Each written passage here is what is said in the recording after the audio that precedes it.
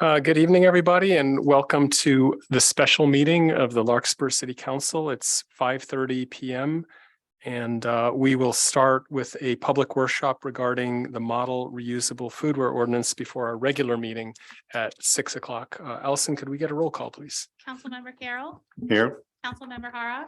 Here. Councilmember Way. My mic's not. Doesn't. Vice Mayor Candell. Here. Mayor Paulson. Here. My First Amendment rights. So maybe we can fix that in a minute. I think we can do the Pledge of Allegiance, or should we save that for the regular meeting? Okay, great. All right, then why don't we just jump right into item 2, which is the public workshop. And I guess we'll receive a presentation and take public comment. Thank you, Mr. Mayor and council members. We're really fortunate in Marin because when we tackle some of the larger issues that all of our communities want to address, we have a great spirit of collaboration and cooperation. And this workshop reflects an issue that all of the jurisdictions in Marin have been putting a lot of energy toward, which is to reduce our waste stream and reduce what's going into our landfills. And so with leadership from the county, all of the jurisdictions have been looking at the idea of adopting reusable foodware ordinances that encourage our businesses to move toward using compostable products that can stay out of the landfill. And I want to express gratitude to the county who invested a lot of staff time and resources to get this off the ground. And also to acknowledge there were a couple of jurisdictions in Marin that were leaders on this topic and took early action, actually predated the county, and they're now looking at this joint effort and reconciling it to their past efforts. As excited as I am, because this is a year where I've mentioned before the council, we're going to be bringing you a lot of initiatives that we've been working on to improve our climate and our environment. I am not the expert. So fortunately, we were able to reach out to the county and ask if Dana Armanino could join us. She is the expert. She's the one who's going to tell us a little more about how this is going to work. And then I have asked Sky Woodruff's firm, Myers-Nami, they've looked at it to make sure that they can comment if you have any specific questions related to the legalities here, but I suspect Dana will be the master here and answer everything for you. And just really want to express again our appreciation, because there was a lot of heavy lifting from the county to make this come before you. And then lastly, the county has a plan in place to help enforce this ordinance, which is in that spirit of collaboration, and they have the resources to do that. So we've brought this to you in a timetable that will allow us to meet the deadline that the county set, which is May 10th, I believe, to adopt an ordinance, so that we would then be in line with the county in a way that would allow them to assume enforcement in Larkspur when they're enforcing elsewhere. Which we think would be a good solution if it's the council's desire to move forward. So tonight is an introduction through a workshop. And then after this workshop, we intend to bring you the ordinance at your next 2 upcoming meetings. Then the other thing I just want to make sure you're aware of before we get into the presentation is that I want to thank the city clerk, Allison Fallis. She worked to identify through environmental health at the county all the affected businesses, and they all received a letter so that they would be aware of this comment period and they could give us some feedback. So I feel comfortable we've done our due diligence in that regard. So that, Dana, I'm going to turn it over to you. All right. Thank you very much for inviting me tonight. I'll go ahead and share my screen. Oh, there we go. Good evening, council members. Thank you for inviting me to present tonight on the county's reusable foodware ordinance. I am Dana Armanino. I'm a sustainability planning manager with the Marin County Community Development Agency.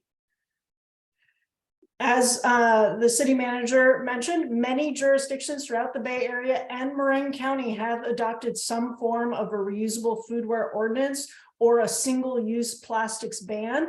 When the county's reusable foodware project was initially launched in the fall of 2019, 3 Marin cities had already adopted some form of a single-use plastics ban. So an initial goal of the project was to develop an ordinance that would be accessible and consistent for businesses and residents across the county. The project was paused during the height of the COVID-19 pandemic and then relaunched in May 2021 with workshops for businesses and residents and surveys to businesses and residents. We launched a countywide technical assistance and grant program in the fall of 2019. The ordinance was adopted by the county in May 2022, and the model ordinance and templates were shared with all cities and towns in August 2022. Enforcement of the ordinance will not begin until November of this year. And in the meantime, we are focused on proactive education, outreach, and continuing our technical assistance to businesses. As mentioned, if all Marin jurisdictions choose to adopt the same ordinance, then the county's Environmental Health Services Food Facility Team would conduct proactive and cost-effective technical assistance and enforcement countywide. Plus, countywide adoption would level the playing field for all food facility operators and make education and outreach easier than a piecemeal approach with conflicting rules. So why are jurisdictions, the state, Bay Area, and Marin adopting these foodware or single-use plastic ordinances? There are several reasons. Plastic waste and litter collects in our gutters, storm drains, creeks, and ultimately gets discharged into our bay and ocean. Encouraging reuse and recyclable and compostable materials would reduce this litter and would reduce the amount of material going into our landfill. Adoption of clear, consistent foodware ordinance would provide guidance and clarity to businesses and the community who generally want to do the right thing, but are unclear on how to do that. Through our green business program, we have seen a number of businesses that want to do the right thing and sometimes spend more on bioplastic materials, not knowing that ultimately these materials cannot be composted in Marin and just end up in the landfill. And it's also confusing for residents. There's been many times when I've had a friend ask what goes in what bin. Switching to reusables can also save businesses money. Rethink Disposable worked with Comforts in San Anselmo on switching to reusables and was able to demonstrate savings of $14,000 a year. They've also worked with smaller businesses like a taqueria in San Jose that switched out their disposable cups, lids, straws, and utensils with reusables, and they were able to save a net of $4,580 a year. Some key features of the ordinance include a delay of enforcement until November and really a focus now and going into the future on proactive education of businesses via the county's existing food facility inspections. We are also offering direct technical assistance and grants to assist businesses with the transition. Some other key features of the ordinance include an emphasis on reusables. Reusables are the best option and will be required for dine-in foodware. For takeout foodware, the materials need to be fiber-based or aluminum. No bioplastics are allowed. Some other features include limiting takeout accessories like straws and utensils to by request only, and a 25-cent itemized fee for disposable cups. Similar to the bag ban fee, the food facility operators would retain the fees collected. So I want to circle back and address why the foodware ordinance does not allow bioplastics. Again, there's several reasons. There is a wide range of bioplastics, bio-based and biopolymer materials on the market right now. Not all of these products are the same, nor do they break down the same. And these materials look like plastic, but then also have markings that say they're compostable, but may not be fully compostable except under appropriate or certain conditions. Ultimately, these products can end up contaminating both the recycling and composting streams, and it can be very confusing for businesses and the consumers to know which is the better product and what goes in what bin. And if these products end up as litter, as can sometimes happen with single-use disposables, they can still clog storm drains and end up in the bay and ocean. And once there, they can behave like regular plastics because many of them need high temperature compost conditions in order to break down. And finally, and most importantly, WM Earth Care, Marin's main composting facility, is certified by the state to produce compost for use on our local organic farming and ranching operations. Therefore, to avoid contamination of our compost streams, WM Earth Care does not accept bioplastics. Currently in Marin County, bioplastics must go in the landfill. We've heard from other jurisdictions outside of Marin that their compost facility operators are also considering taking similar steps, so we're not alone. We continually work with WM Earth Care to identify what products and product types are acceptable in their compost operations, and so should conditions change, the county would consider updating the ordinance. But for now, bioplastics must go in the trash bin in most areas of Marin County. To assist businesses with making that transition to reusables and compliant materials, the county maintains an online purchasing guide that will be updated quarterly with available compliant alternatives that are accepted by WM Earth Care or are recyclable. The ordinance also states that if a compliant product is not currently commercially available, then that product will be exempt. For example, currently hot and cold beverage cups and soup cups are not available without that plastic liner. So we have exempted those products. Food operators can still use those products, but they must be disposed of in the trash. There are currently not compostable versions that are accepted by WM Earth Care. The county will monitor product availability and update this list annually and give businesses plenty of warning before any enforcement action is taken on a product that gets removed from the exempt list. Again, the goal is to provide clarity and consistency for our businesses, not to punish and fine them. We're very focused on the proactive education of our businesses.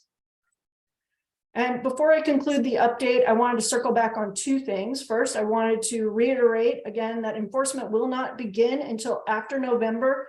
And even once that begins, the county will be focused on that education piece. The initiative is really trying to provide clarity for consumers and businesses on what is trash, what is recyclable, and what is compostable.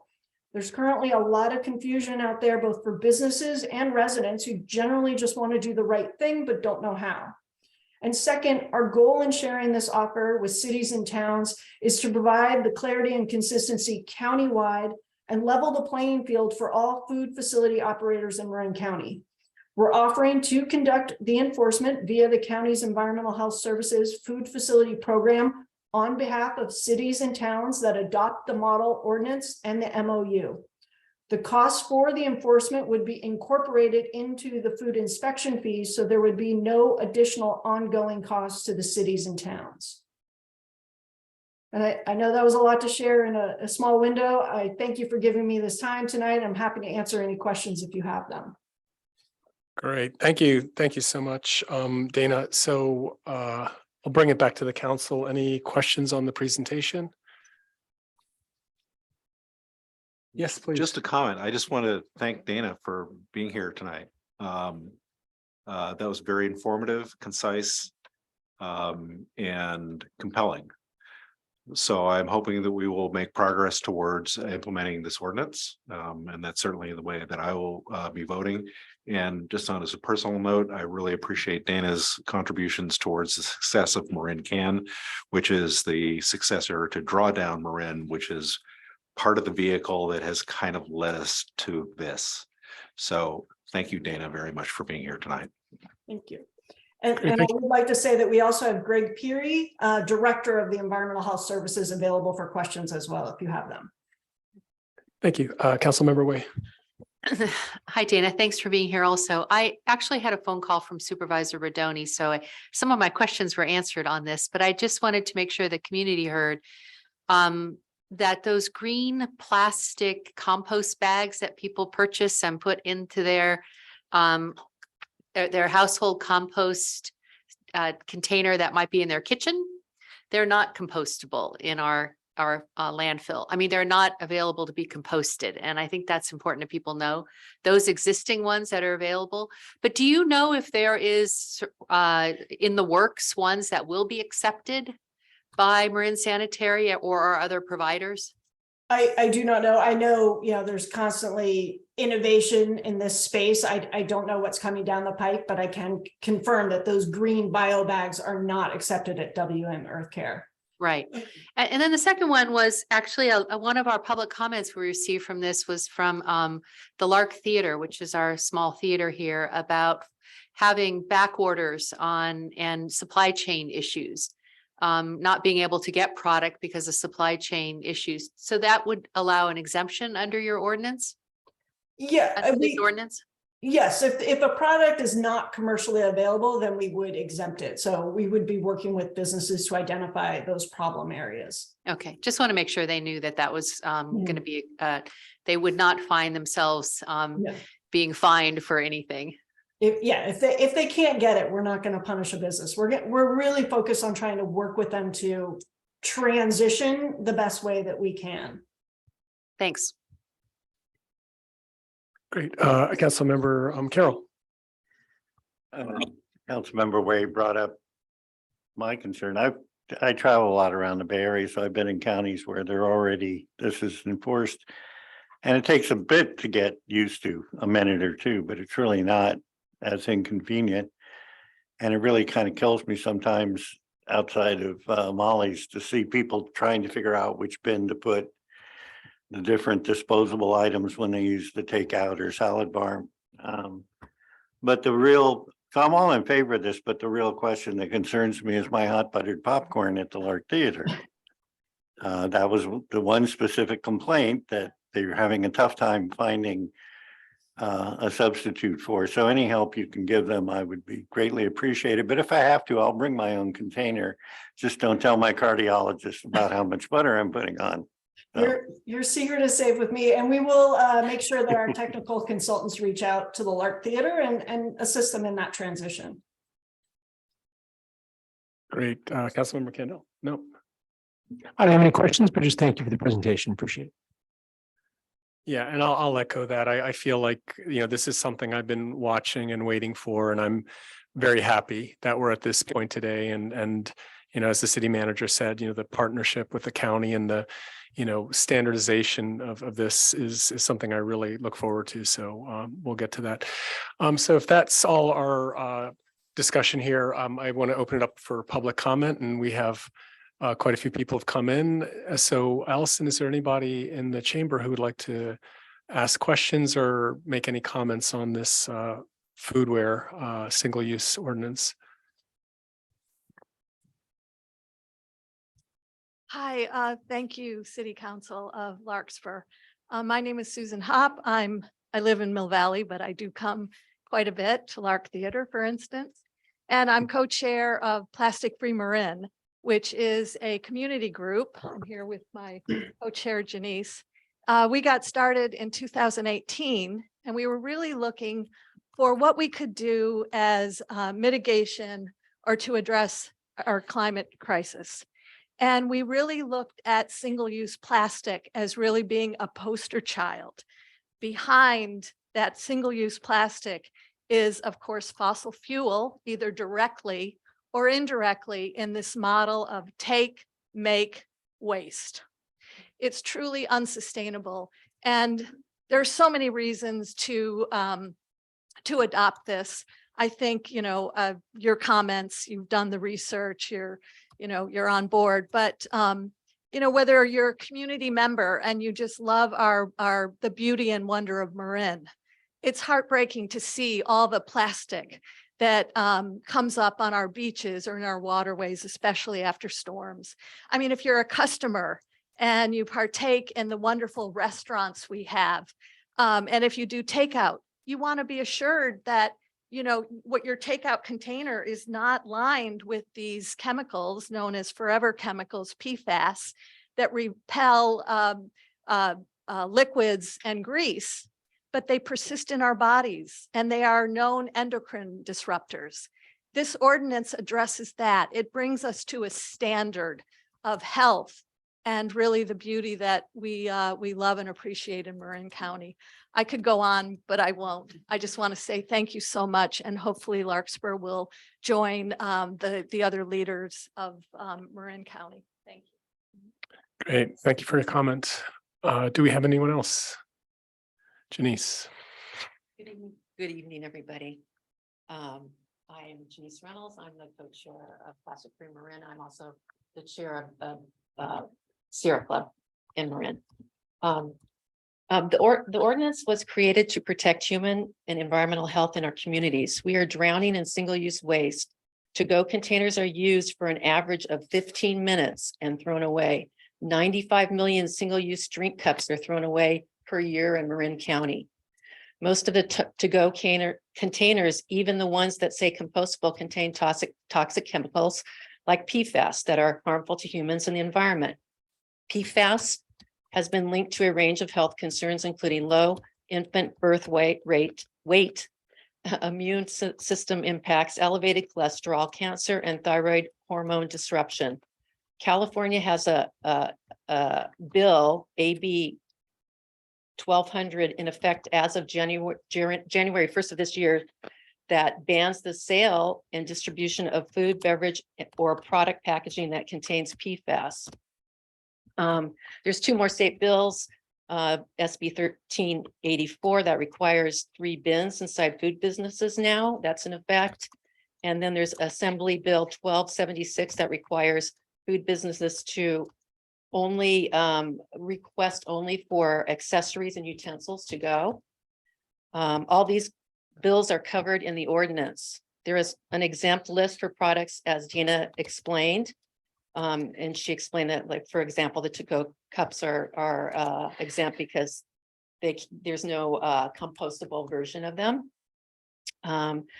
Dozens of Bay Area studies show how businesses save money by switching from disposables to reusables and dine-in. Comforts in San Anselmo, which Dana already said, saved $14,000 a year by switching. This ordinance has been in place since 2019. COVID was a bit of a setback for San Anselmo and Fairfax, but businesses are starting to move forward, meeting the ordinance requirements again. There are many business leaders like Good Earth Markets, Flores in Corte Madera, Lotus Cuisine of India in San Rafael and Fairfax, the Depot in Mill Valley, to name a few, that have elected to follow the ordinance on their own. They understand the importance of reducing single-use waste and what that means for the health of our communities. So thank you for supporting as much as you have, and I hope you follow through. Thank you. Thank you for that comment. Anybody else in the chamber? Yeah, please.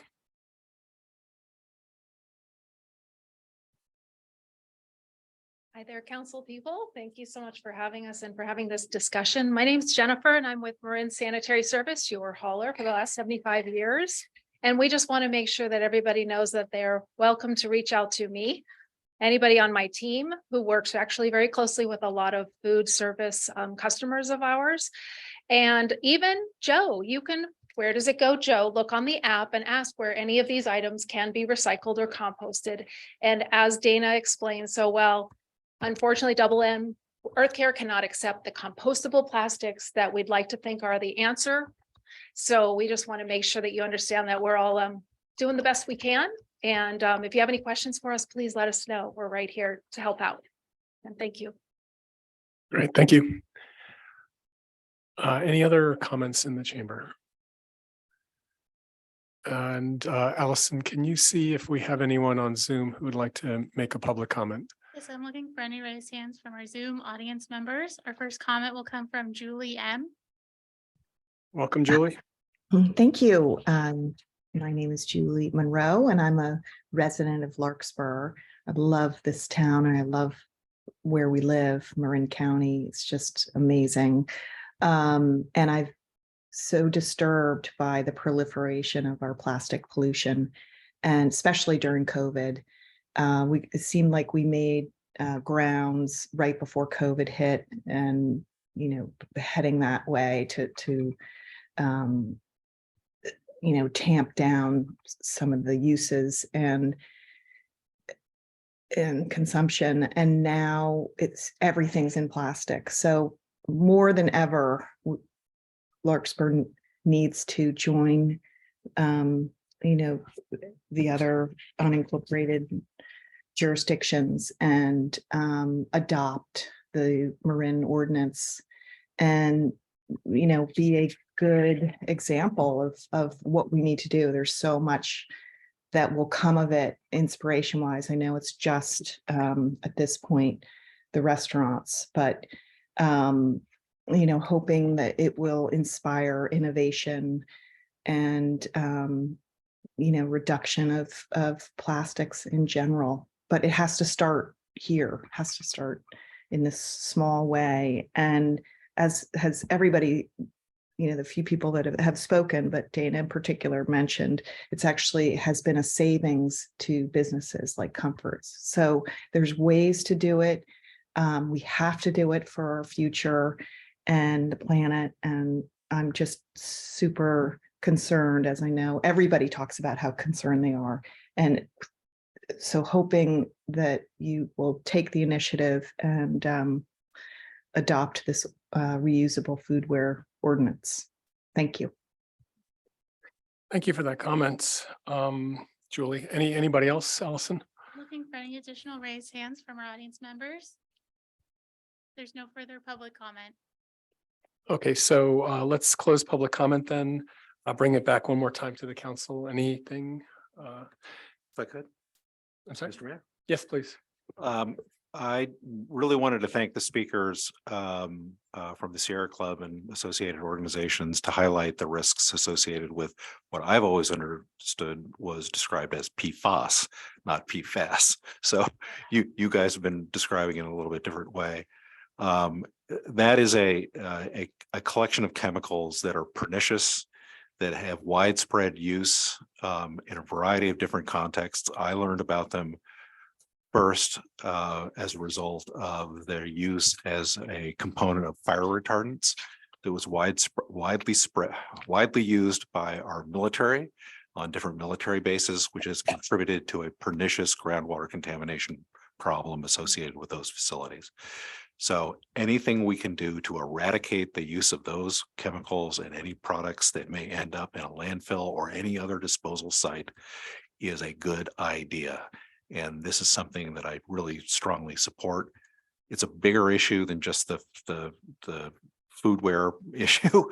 It's a big issue from an environmental perspective overall, and anything we can do to make progress on getting rid of those chemicals in our supplies and foodware and anything else we can find is a good thing. Thank you. Great. Thank you, Councilman. So if that's it, I believe we are at our last, we're done with the public workshop here, and we can adjourn the regular meeting. And the clock just ticked where we would start our regular meeting. So I guess we can just keep going, or should we take a 1-minute break? Okay, yeah, so we'll take a 5-minute break and then we'll start the regular meeting at 6:05. Can I just ask staff, are you looking for any direction after the workshop, or it was just informational? We've committed to bringing this ordinance to you and having a public hearing. So that will occur April 19, and then the second reading would be the first meeting in May. Thank you. Okay, so the meeting's adjourned for 5 minutes. We'll see you in 6:05.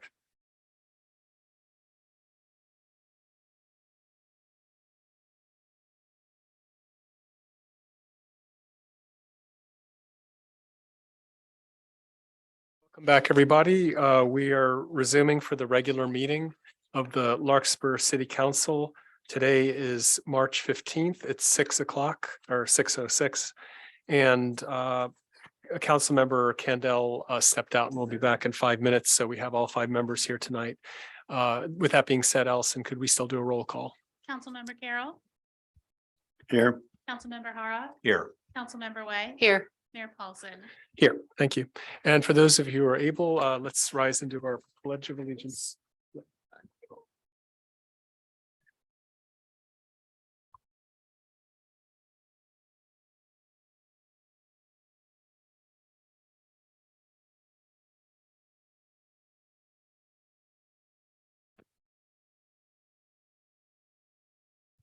Thank you.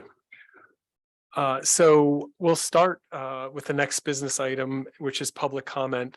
And as a reminder, this is only for matters not listed on the agenda.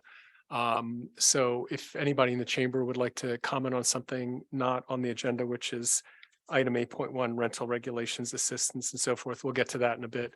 Any other comment, please step up to the mic. Okay, seeing no takers, Allison, anybody in Zoom on Zoom want to make public comment? Something for any raised hands from our Zoom audience members. There's no public comment. Okay, so we'll close public comment and move on to presentations, proclamations, of which we have none tonight. And then we can just move to the approval of the consent calendar. So there are 5 items on the consent calendar. Does anybody on the council wish to pull an item from the consent? Okay, so anybody in the public wish to pull an item from the consent calendar tonight? Okay, I take that as a no. So I'll entertain a motion to move all 5 of these items. Remove approval of the consent calendar. I'll second it. Great, so we have a motion and a second. Allison, could we have a roll call? Councilmember Carroll, Yes. Councilmember Hara, Yes. Councilmember Way. Yes. Mayor Paulson. Yes, thank you. So now we can go to the city manager's oral report. Thank you, Mr. Mayor. The topic I wanted to focus on briefly is inspecting your properties and particularly your trees. As some folks know, have seen the photos or walked by, we had a pretty significant public tree come down and crash into Dolliver Park. Thank goodness there weren't any people in the park at the time. I want to assure the public we actually do regular tree inspections. That tree had been inspected relatively recently. And there was no reason to think that it would come down like that. So we're back out, starting to double check all of our trees and see what these recent spate of rains have done in terms of the root systems. And that's what I wanted to say tonight. Just encourage every property owner, every resident to be vigilant about looking at your property and looking at structures and trees that are susceptible to erosion from the rain, because you might have inspected something 6 months ago, but we've had a heck of a lot of rain and things are very saturated. And we need to be vigilant so that we make sure when these things happen, we're prepared and we've accounted for it. So that's actually going to be the entirety of my comments this evening, Mr. Mayor. Great, thank you. Any questions or thoughts? No questions, but just to emphasize that, because I live over in Greenbrae, the part of Greenbrae, obviously, that's part of Larkspur. And a couple of years ago, as I was mentioning to Councilmember Way, we had a very large oak tree that we never thought would ever come down. And it came down in these kinds of rainy, stormy conditions overnight and almost hit our house. It could have done more damage than it did, not only to property, but to health and safety of my family. So please take that seriously in the community. A falling tree is a real problem.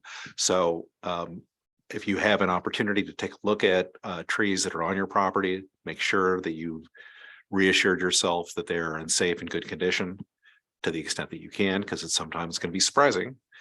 But it's really, really important, because when a big tree, and particularly one of those big oak trees, come down, they are very dangerous.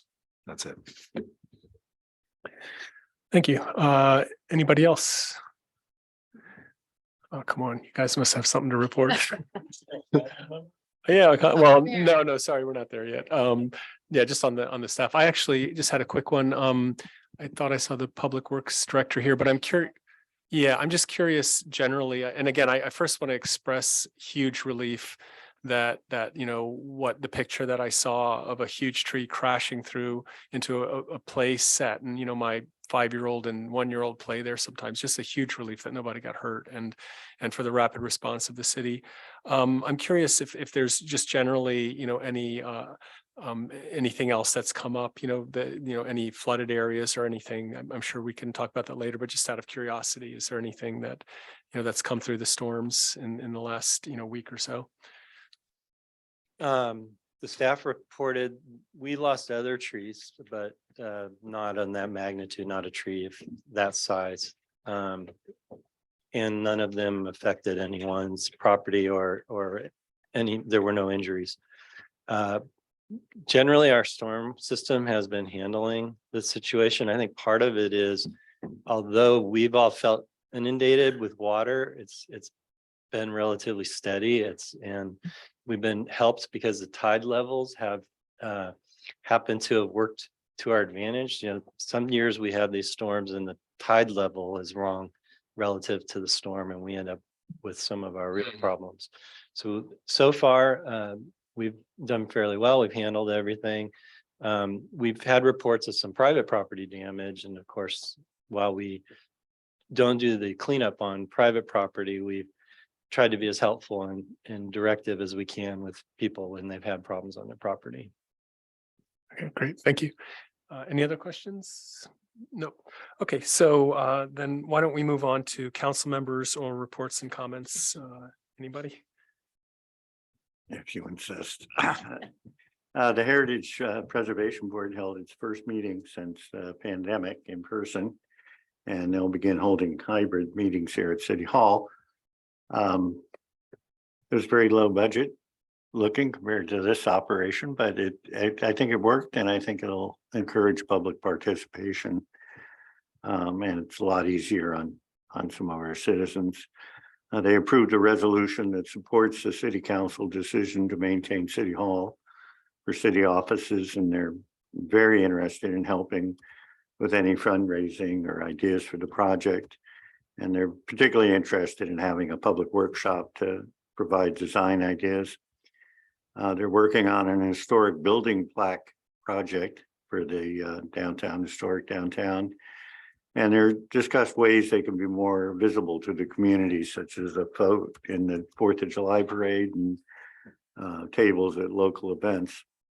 There was a bit of discussion about how information is transmitted between community development and property owners as to whether or not properties have to be reviewed for historic structures. And they're working with staff on trying to improve the communications to make it less burdensome on property owners who want to remodel. The other meeting I attended, I'm not a member of it, but as you know, I attend the Marin Transit meetings. I was there to watch about the changes to the 29 route. And there really were no comments from Larkspur residents or businesses on that. But I was surprised to hear Mr. James Holmes speaking up regarding another route, the 22 route. And no one had complained to me about it, and I hadn't, quite frankly, I should have caught it, but I didn't. But one of the proposals is the cancellation of southbound service from San Rafael to Marin City. And it would cut out the 725, 824, and 924 runs southbound. The last one would be at 629. And northbound service, the same issue. There'd be no northbound runs on Magnolia after 720. It'd be eliminating the 826, 926, and 1026. So I've asked the staff at Marin Transit for a passenger count, and it's going to be a little difficult to see, to try to weed out how many Larkspur. My concern are restaurant or other employees of our stores. It's just going to make some of the store owners have to close a little early if their employees are going to be taking an earlier bus home. So I'm still going to be working on that, and I'll report back later. That's it. Great, thank you. Anybody else? No council member reports? Oh. Sorry, I'll just say Catherine and I met with representatives of Prime. We also met with the Tenant Association, but I will save those comments because that's on the agenda today. Great, thank you, Scott. Anybody else? Looks like that's a no. So with that, we'll move on to public hearings, of which there are none. And so that takes us to the heart of the matter, the business items. And tonight we have item 8.1, and I believe nothing's been added after that. So the rent regulation, rental assistance, eviction protections is the topic, and council is to provide direction to staff on whether to prepare ordinance or schedule a public hearing. So if we could start with the staff report. Mr. Mayor, council members, the council for many months and several meetings, mostly through agendized public workshops, has explored the topic of rent regulation, rental assistance, and eviction protections.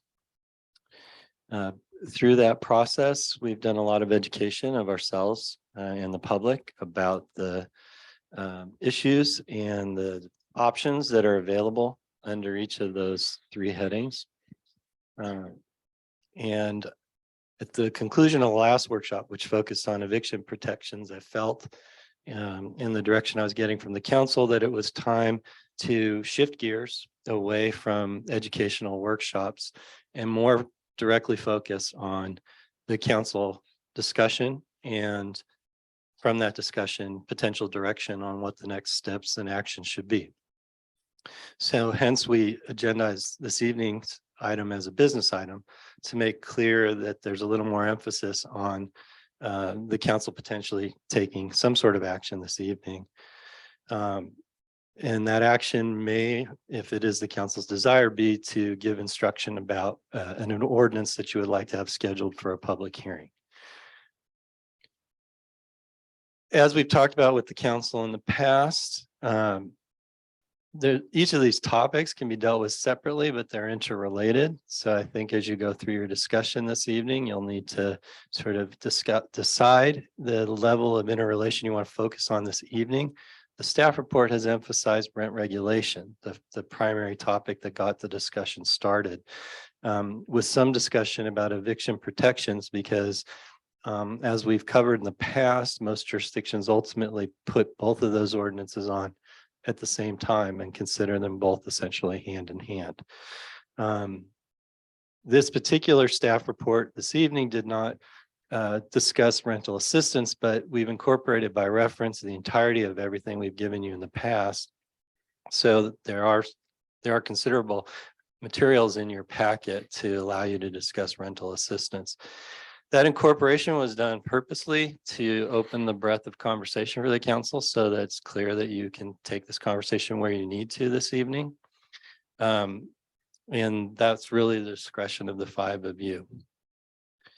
Unlike in the past, with previous staff reports, staff, after much consideration, has given you some recommendations about some of the questions that we have that would allow us to structure an ordinance. And I'm happy as we go through this discussion to talk about those recommendations. But we have left for you the most fundamental question, which is whether you want to have an ordinance for rent regulation. And there's sort of two ways I would encourage you to think about how you want to have this discussion this evening. And that could be the triggering question. And you could then follow up with at least what the staff is seeking direction on. But there are throughout all of those staff reports a variety of topics you might want to address about rent regulation. However, it may be that some of you need answers to some of the questions about the structure of rent regulation before you'd feel comfortable discussing the primary question. And I'll have to again defer to you, Mr. Mayor, and your leadership to guide your colleagues through that discussion this evening. Essentially, though, the staff, should you choose to pursue an ordinance for rent regulation, or at least instruct us to bring one back to you, has suggested that we've recommended that we think what staff is labeling the rental dispute resolution model is a better fit for Larkspur. In addition, we've asked you to talk about what the rent increase ceiling or cap, as everybody tends to call it, should be. I think I've told you, I've said to the public during at least one of these workshops, I've looked at a lot of ordinances. I've looked at a lot of staff reports at this point across the state, and some of them very thoughtful discussions about rent increase ceilings with arguments pro and against and analyses, and others are clearly some sort of negotiated number. That's the number, and that's how they do it. So we're still sort of struggling, I think, as a collective about if we're going down this path, what that would look like.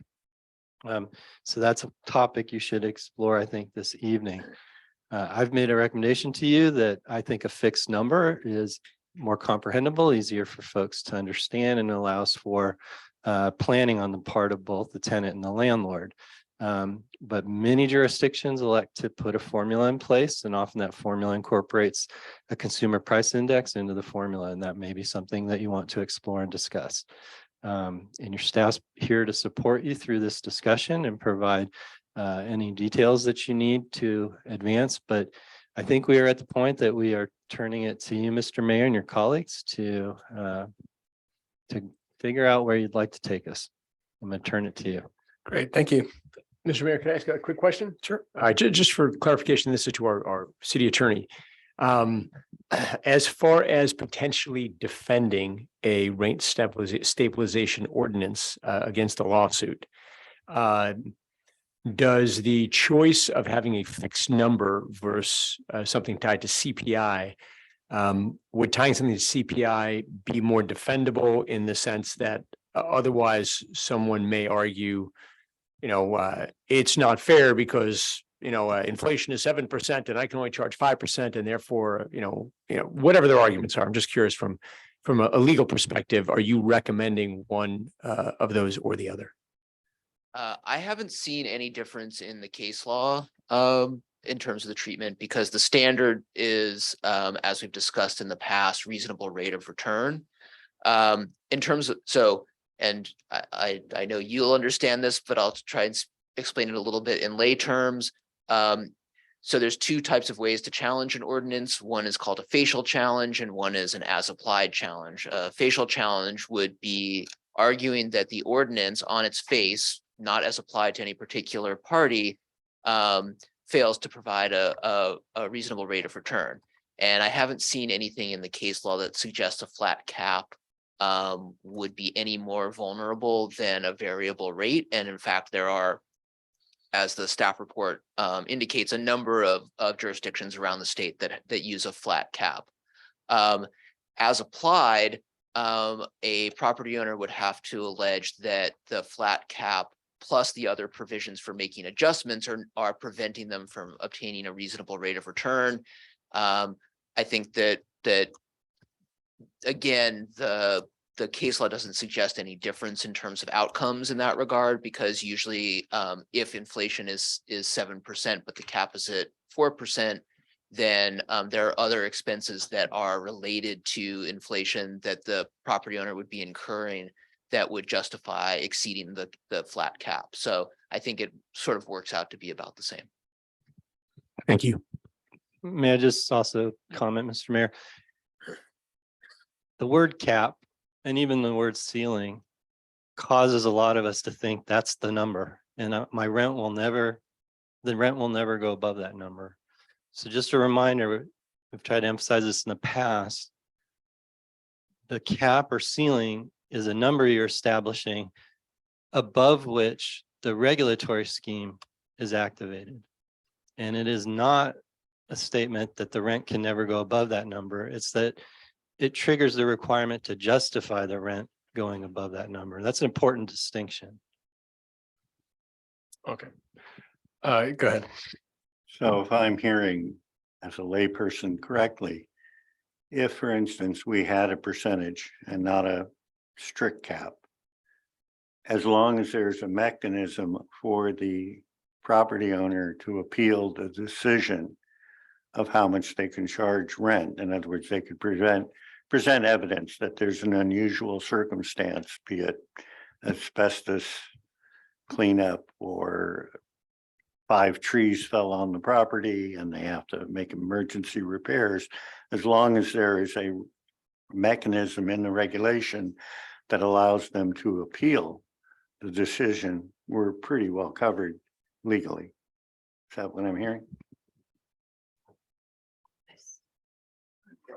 I was just gonna say, yeah, I think that appeal's the wrong word because the way you structure this is if you choose the rent stabilization models, we've labeled it, they're applying to go above the number and they're seeking a review of that number. So they'd ultimately be appealing if they didn't agree with the review that took place and what that. As long as we have that As long as you have mechanism, that mechanism in place, yeah. then we're pretty well covered. That's my understanding. Now I'll pass the attorney. Yeah, I was going to give a very similar answer, which is that, and this relates back to the city manager's initial comments, which is the real structure here is that the whole set of regulations establishes a system in which a property owner would have to rely on another provision of the ordinance to be able to propose a rent increase that exceeds the ceiling that's created, whether it's a variable one or a flat percentage. They would have the ability under the ordinance to say, I am incurring expenses that cannot be fully covered by that cap.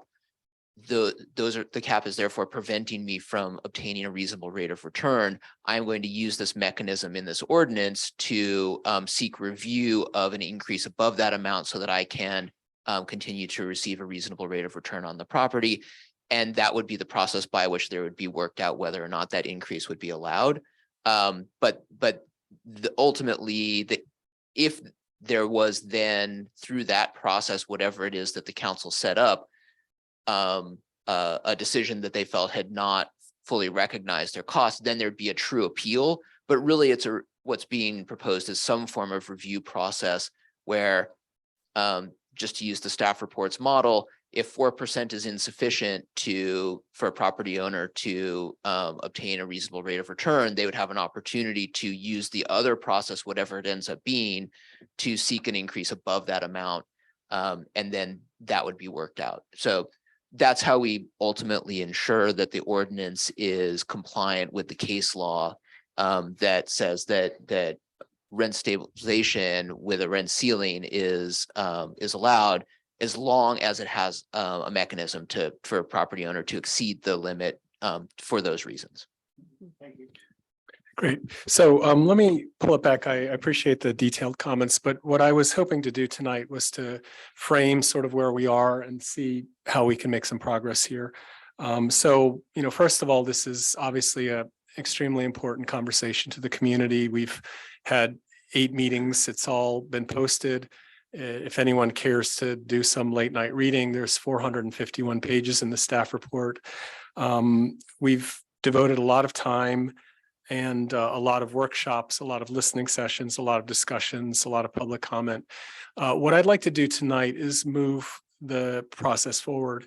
And I think the staff and city manager have given us a pretty good path to do that. What we really want to do is decide whether we want to prepare an ordinance and schedule a public hearing. So if we do that, we're not saying that anything is decided tonight as far as rent control in Larkspur. What we're saying is that a lot of this has been an exercise in understanding the facts and discovery, but that we want to put some specifics out there for the council, for the public, for tenants, for landlords to look at, to negotiate, so we could take a final vote. So I'm hoping that's what we achieve tonight. One way to get there is I'd like to defer public comment. We've had a whole lot of it, and tonight I want to start with the council and then go to public comment rather than the reverse order. So we'll have plenty of time to hear from everybody, but I think we want to try to actually, see if we can make some decisions. And just as a technical matter, I've been trying to be very accommodating. And tonight, I have the timer set up so it's very visible, and we'll use the cameras. I'd like to set the limit to 2 minutes. There's a 30-second warning, a beep, and then a 0 warning. And I will have to stop. I'm not going to allow people to go over 2 minutes. So with that, 2 steps I'm hoping for here is if maybe we could go to all the 5, council members, including myself, and do a check-in of where we are with regard to this. We've had a lot of discussion. We could mince, different arguments and angles of the cap and litigation exposure and costs and benefits. But if we could just kind of check in. To me, the two questions that are resounding and have really, it's boiled down to is for every council member, what is your strongest argument for rent control? What problem is there and what are we solving? And what is your strongest argument against rent control? What problems might this be causing? You can talk about whatever you want. And, let's just use unlimited time, since I really think that we haven't had enough time to deliberate with each other as council members. And this may set the stage for kind of what we do next. So I'll take whoever wants to go first. Mayor Paulson, Yes, please. if I might. Yep. start. I was just wondering, hold on, I was just wondering, do we know where that alarm's going off? Is that in here? Or is that outside? Okay. I thought if it was It's something we it's could a car. control. No. It's a car, yeah. Sorry to interrupt you. That's all Very right. Annoying. That's There goes Jennifer. it happens to me all the time. I want to thank the city manager and the city attorney for their introductory comments and clarifications about what it is that we're potentially considering here, because I think, although I thought the staff report was pretty clear in what it was articulating in terms of the issues before us tonight, I think there's been some confusion in the public about whether we're kind of looking at kind of a binary choice. Do we have a rent stabilization ordinance and that's it? Or do we have in the absence of standards, we just have a negotiated process that landlords and tenants would go through in order to resolve whatever issues they have? I think you've clarified that what we're talking about here is an ordinance with clear standards and with opportunities where circumstances warrant it to have further consideration about deviations from what the standards would otherwise apply. So this is not a binary discussion. I think what I've always proposed and encouraged is a clear ordinance with clear standards. We can talk about what those standards would be in terms of caps, but an administrative mechanism that is on top of that. And you can call it an appeal or you can call it whatever you want. I don't think it really technically is an appeal, but an administrative mechanism. I think the staff report kind of talks about it as a regulatory scheme. Again, I think that's just a matter of semantics, but an administrative mechanism to make sure that in individual circumstances, the accommodations can be made in order to address specific circumstances. But that is not in lieu of a standard involving a cap, which we can discuss, that would basically set the framework for moving forward on this issue. So I only raise this because I've gotten a number of different calls from members of the public who have taken a look at the staff report and listened to some of the meetings that we've had and think that we're doing like one thing or the other. We're not. That's not what I have ever considered doing. What I have always thought we were doing in putting this issue forward to the public is an ordinance that involves a cap and that also involves an administrative mechanism to deal with issues that might arise at the margin where the cap may not work for the parties involved. So I just want to make that really clear. This is a combined approach. This is not a binary. This is not one or the other. So if there's any confusion about that in the public, let's clear that up now. Okay, so since you still have the mic, Councilmember Haroff, I'm curious if you can weigh in. I mean, you've said you've made your position clear, but maybe for the sake of those who haven't heard it before, kind of where you stand on the issue. Okay, well, thank you for that opportunity. Again, I think I've made it pretty clear. I think I've also made it pretty clear in the conversations that we've had with the public over time that, at least from my own perspective, it's important for us to be flexible in deciding what that cap might entail. It has always in the past been my view, consistent with what the staff is recommending tonight, that it just makes more sense to have a number. It really it increases the complexity of administration if we have a formula that involves variables that can change literally on a daily basis. I don't think that's helpful. I think it's worth having that conversation tonight. It would be my desire, if we could, to have a consensus around a number as a cap, as opposed to a formula. That would be my preference. And at the same time, it is important, I think, for us to have an administrative mechanism that is simple and straightforward, which I think is what staff is proposing, that will allow adjustments where circumstances warrant. I don't think that should be that tough to do. That would be my preference.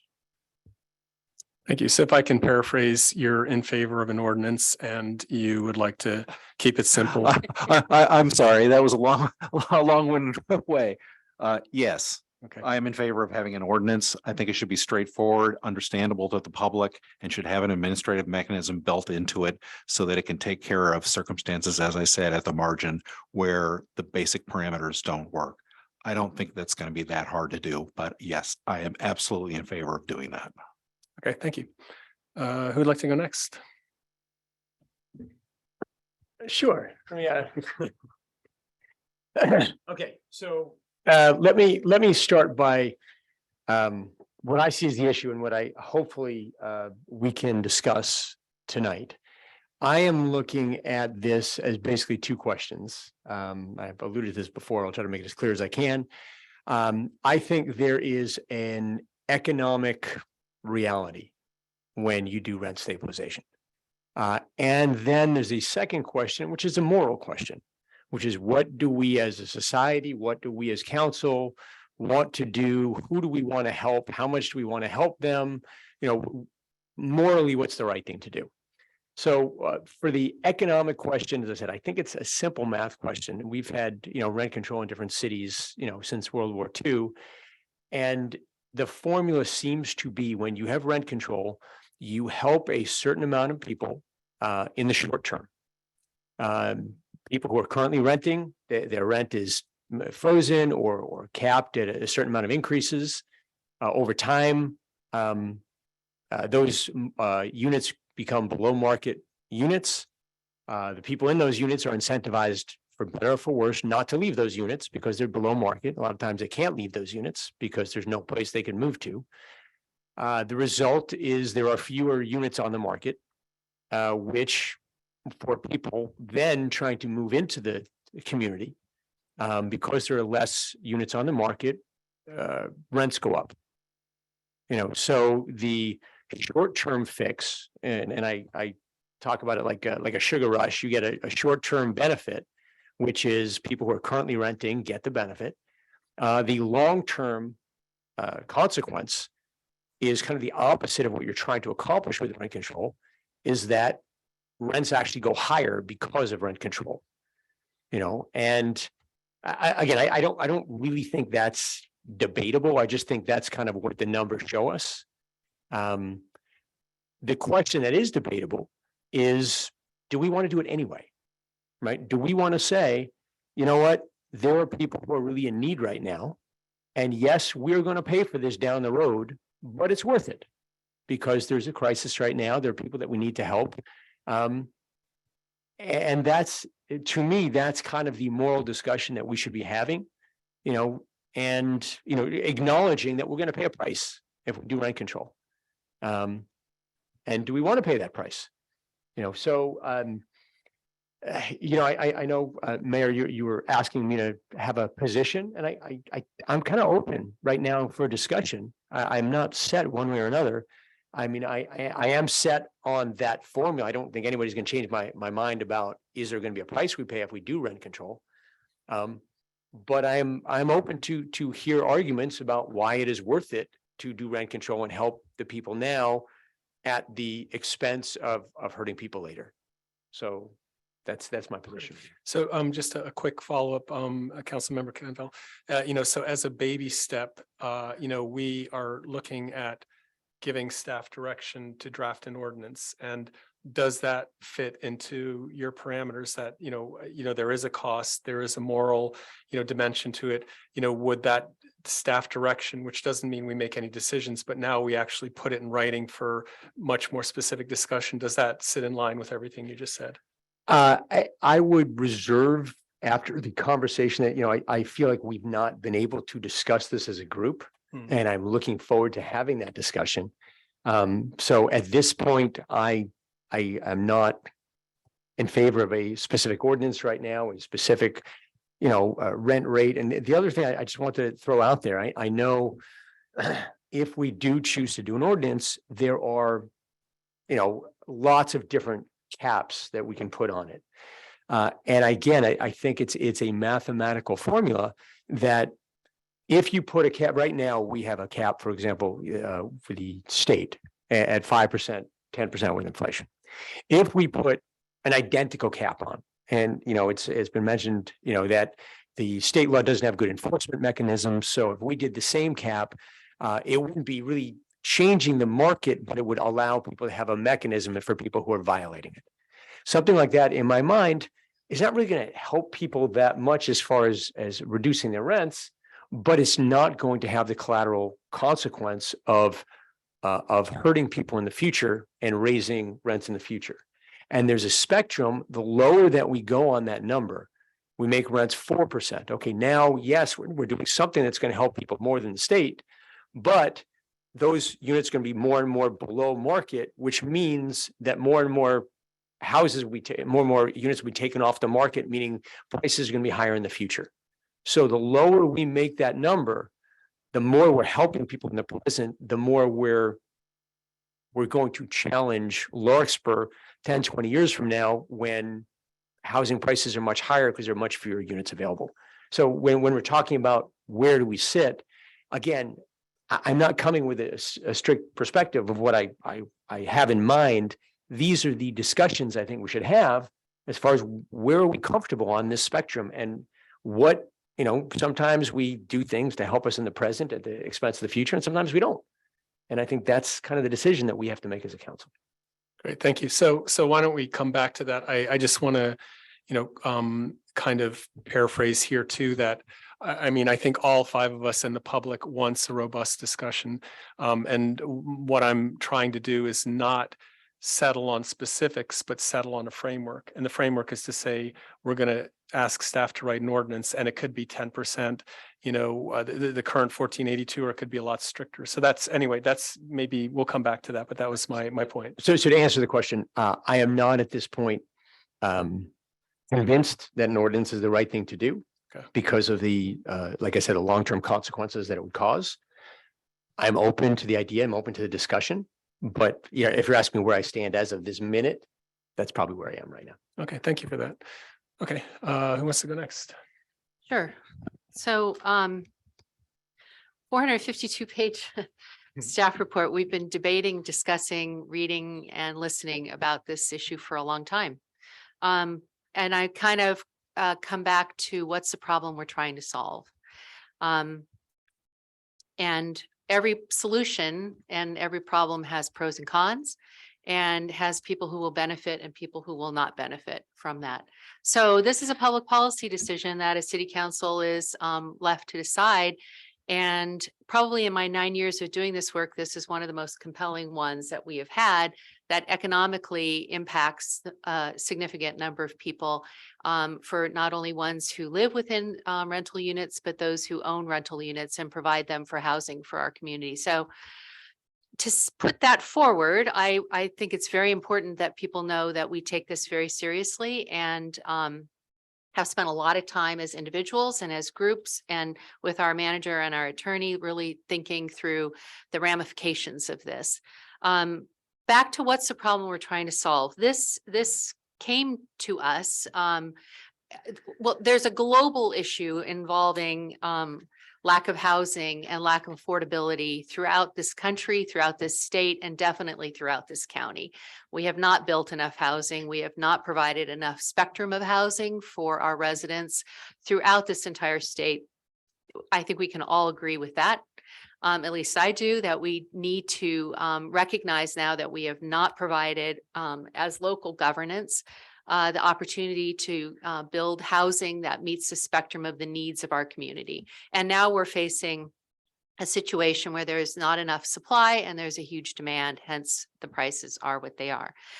But this brought to us from the purchase of a long-term property that was owned in Larkspur.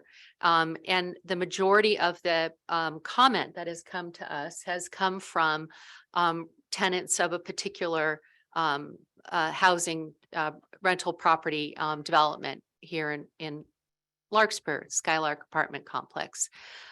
I am not saying that this is not an issue that is facing others within our community, but a significant number of the comment and the attention has come from the residents there. So we made an effort to see if there was an alternative solution to an ordinance by having Subcommittee B, which was myself and Vice Mayor Candell, to really look at what an alternative could be to an ordinance that would be a blanket ordinance across our entire jurisdiction, affecting every property owner and every tenant, while in my view, the primary concern has come from a core group of individuals. And so we worked with, and I believe we've had some pretty significant negotiations with the management at Skylark, which is now owned by Prime, to put in a rental assistance program. And albeit pros and cons of that too, but it targeted to me the concerns of a particular cohort of renters. And I see that as a model that we have to see if it works, and we have to see if it can be replicated within the rest of our community. If there are groups of tenants who also are facing these constraints, we only really have one other large property management company. And although I haven't had discussions whether they would enact a rental assistance program, I'm pretty confident that they would be interested in working with us in something like that. So the question is, what is our strongest argument for it? At this point, to me, this is such a significant issue that I really think it needs to be not decided by 5 of us or 3 of us, because it only takes 3. But I would support a ballot measure in which this goes to our elected, our community as a whole to decide on. There's pros and cons to that, obviously, but this is an issue that I believe is bigger than what we can decide. And I would be interested in pursuing whether it should be brought forward to the voters as a whole, which would be thousands of people who then make a decision versus 3 to 5 of us. As I took a walk today, I had a property owner come up to me and said, "Oh, are you so-and-so?" I said, "Yes." She says, "Well, I have a triplex. I've been following what's going on. It's been a family-owned triplex. And, you know, we had kept rents low. We pay for utilities, but the PG&E bill this month was $975. And it's never been that high before. And I can't pay that as a property owner. It's small tenancy. If this goes through, I'll just take my properties off. I'm just not going to rent them anymore. It's just not worth the effort for her." So a potential argument against this is a tremendous amount of our residents that own property either live here in Larkspur and rent 12, 8, 9, 2 units. And it's not the big mega corporation. It's the smaller ones. And many of them will be disproportionately impacted, I believe, by an ordinance, although that we do live under a 5% rule now plus CPI. But I believe the unintended consequences will be we will lose more tenancy. We will lose more ability for people to rent some of these smaller units. So I'll leave it at that. I'm not in support of moving forward with an ordinance. I believe 1482 at this point, we have lived through this extraordinary time of COVID in which everybody's rent and economic situation was in turmoil, and we have yet to see 1482 really see its meat to what it can do for our community.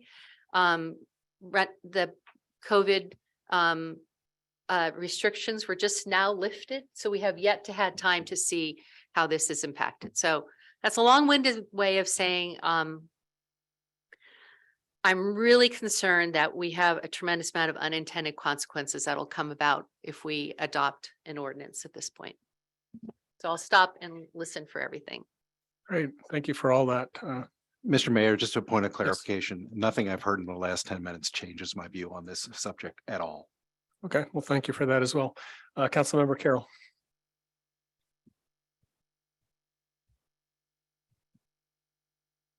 What we are talking about, this issue did not start with one apartment complex. This issue started for me 4 years ago, when I first started attending city council meetings. I live in a community that this ordinance ironically will not affect, because I live in a mobile home park, so we're under a separate state law and regulations. But I feel I was the canary in the coal mine. We had a new ownership, a change in ownership, generational. And what they took 1482 to be was a starter pistol. The law said a limit of up to almost 10%. And the landlord raised the rents, the maximum amount, and as proceeded to for the last 3 years. I just got my rent increase notice for June. And it's going up again, 7.44, which was the maximum she could charge me. As a result, we've had at least 7 seniors move out because they see the writing on the wall. Their social security checks are not going to keep up with it. And they've gone. The owner has bought a couple of the units. So we have empty units now that she's taking as a tax write-off. But she's charging the maximum she can for rent. There's been no improvements in our property. None, no extraordinary expenses. But she's going for the maximum, and that's capitalism, I guess, for some people. This to me is a human issue. I cannot wait and see, because every month more seniors are going to be forced out of their homes of 10, 15, 20, 40 years. One of them that I had to drive with her daughter to the airport so she could move to Arizona. 40 years she lived in this community. So to me, it's a moral issue. I understand the concerns, but I find it fascinating in reading through even the form letters that were submitted for comment tonight. It's not the tenants framing the issue as an either or, us versus them. Nowhere do I see a single comment on over those 451 pages and the couple of years we've been listening to people. Have I heard a single tenant say Prime isn't entitled to a fair return on their investment? The question is, are they entitled to a maximum return on their investment? And at what cost? How many more people are going to be forced out of that community because they want to go for the maximum? If we do not come up with some sort of protection for our senior citizens, a population that's going to grow over the next, if any of you not had a chance, please look at the county-wide report on aging and the bulge that we're facing over the next 10 to 15 years of seniors that are going to be retiring and living on Social Security, maybe an IRA or a KEO or something else that's a very low interest rate. And how many years, how do you draw it out over how long is your life expectancy? These are very real issues, and I don't want to see more bodies piling up. Thank you. All right, well, so I first I want to, I guess, express my thoughts and comments as well here. And, I just want to start with some thanks. And I want to thank, first of all of you who are out there. I mean, 8 meetings is a lot of meetings, and all of you online, and, you've been patient with us, but I think you understand that we're really trying to do the right thing here. And I really want to thank my fellow council members. If you look at the history of our votes, it's generally 5-0, it's consensus. And, we're at a point, just from what you heard, where there's gonna, we're not going to be a consensus council. And, I call it March Madness. So here we are. My goal really has been from the get-go to achieve a balance. I think 1482 was better than no 1482. The question on the table is there something that we can do to improve 1482 as I see it? There are two, camps here that have been very vocal. The tenants, and, to me, there are some long-term anchor, workforce, senior, tenants that really have run out of some choices and are paycheck to paycheck. And I think that's in much of the data I've seen. So that's concerned me. I also feel that property owners and operators have to be able to run their business. Part of what makes this a vibrant community is that they've supplied housing and that they've maintained housing, and that they've been, many of the anecdotes, much of the data is even through COVID, people have done a lot to help their tenants. And I don't want to poison that relationship or disturb it. So this has been one of the most difficult and agonizing, processes, and hence so many meetings. But if I can just answer my own questions, what are my strongest arguments for rent control? What are my strongest arguments against rent control? You'll probably hear an echo of everything you've heard up here on both sides. I would say, that the problem is we are rent burdened, not just in Larkspur, not just regionally, but nationally. Of course, I don't think rent control changes rent burdening. If we pass the strictest ordinance, you would be burdened just like you were yesterday. But what it does is it provides some stability for incumbents, and that may be at a cost. The cost could be that some, units are lost. Another cost is that you might get into a use it or lose it mentality, where landlords have normally said, look, we're trying to be good, we'll do 2-3%. And now we got to rush to the max. Otherwise, we use this, rent cap or we lose it. So that could be an unintended consequence. I do think that, what Councilman Carroll said is on my mind. It's a lot that Larkspur in probably 7 years will have 1/3 of its population over 65. And to me, I don't want to act later rather than sooner. And I'm with Councilman Candell, where I think that there is a certain sugar high risk here, and with Councilmember Way, and I've personally been in Berkeley, and I've seen 51 units just pulled off the market through the Ellis Act. So I think there are some serious unintended consequences we need to think about. I think that having a rental registry would be of great value, because part of what's kept this as a he said, she said type of conversation is we lack a lot of data. And with the registry, we could not only see what's going on better, we could possibly have a better general plan, possibly deal with RENA more effectively. So I think there's some value, and that has nothing to do with a cap. So we could even keep what we have. And in my outreach, I've tried to talk to as many tenants as possible, read all their emails, respond to them. I've gone to the largest, stakeholders in the community, and I've gotten the sense that there is some middle ground here.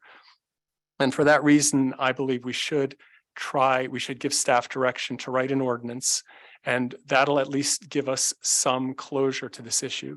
So we may not pass the ordinance. We may actually take that very ordinance and say, this is not for us to decide, let the community decide it. But I think the time has come that we actually start talking specifics, and we may disagree wildly, but I think that's the only real conversation container for the conversation. So with that, I don't know, city manager or, city attorney, it sounds to me like from the straw poll, we have 3 people who want to move forward with that direction, and 2 against. Do we need to do a roll call?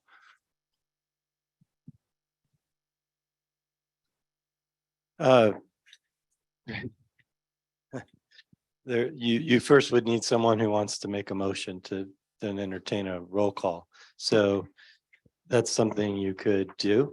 Okay, Certainly, if you'd like me to accept as direction that conversation, I can try to discern that. That's not typical for this type of situation because you have a divided council. But I'll kind of leave it up to you, Mr. Mayor. okay, so I'll entertain a motion to prepare an ordinance and schedule a public hearing on rent stabilization. The specifics will be fully discussed and we could vote it up or down, but I'd like to see if there's anyone who'd like to make that motion. I'd be happy to make that motion, Mr. Mayor, as long as our city manager feels that's sufficient direction to move forward. Certainly, if you make a motion and the motion is direct staff to draft an ordinance where we've checked a box and we're moving in a direction. Yeah, exactly. And I think that the motion would be to prepare to move forward along those lines, consistent with the recommendations that are laid out in the staff report. Should we? I don't know if that's what everyone wants in the motion. No, but so you might. that would be the motion that I would make. I would second it, but I would like a little discussion on it first. And that what I would like to see within the specific proposal is options on the points. The simplest way, I guess I'm going to phrase it, is that from the most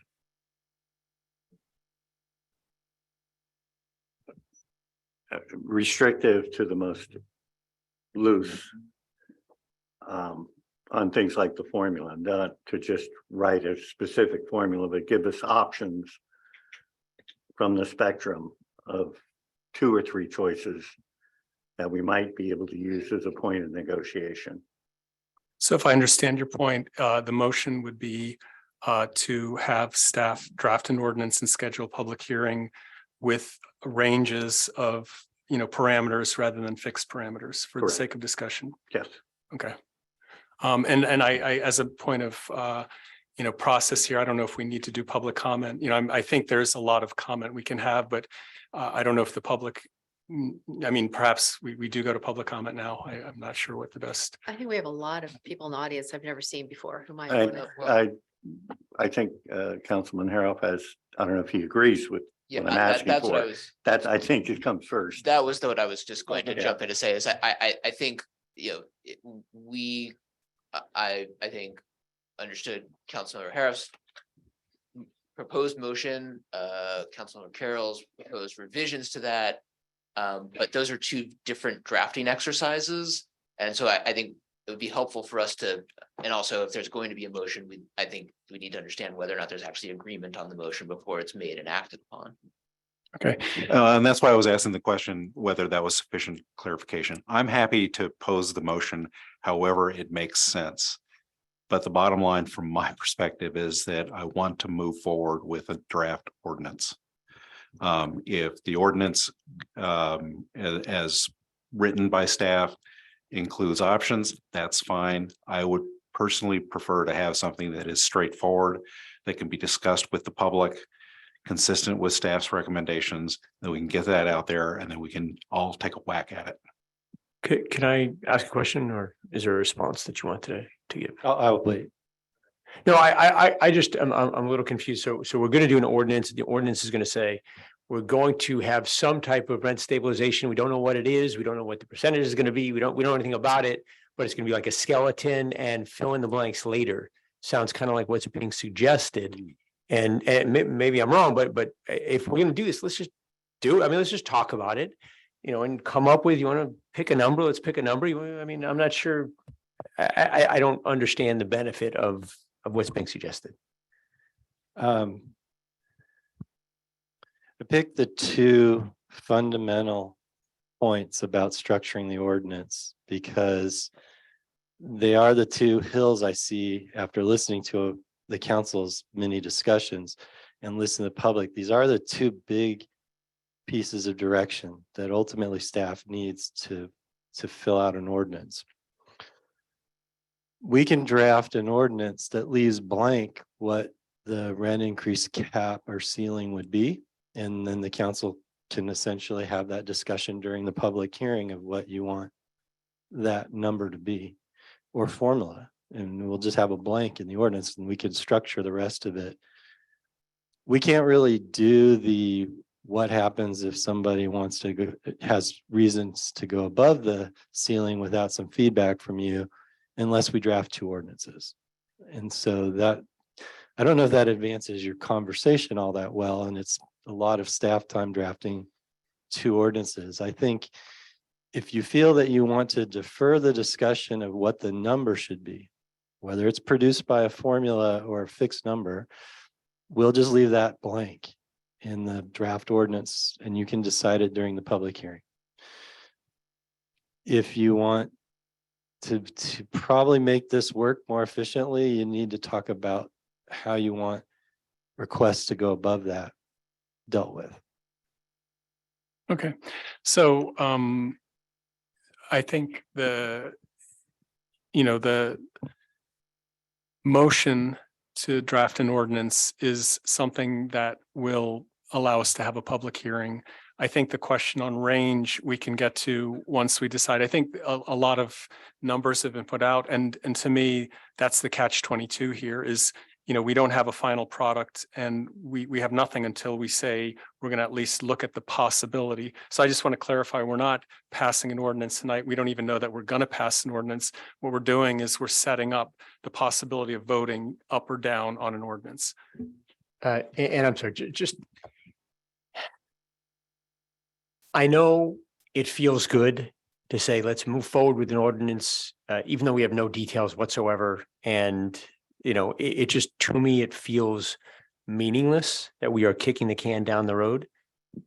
If we want to have an ordinance, it's on the agenda. It's all we have on the agenda tonight. Why The don't motion that is on the table is to prepare an ordinance.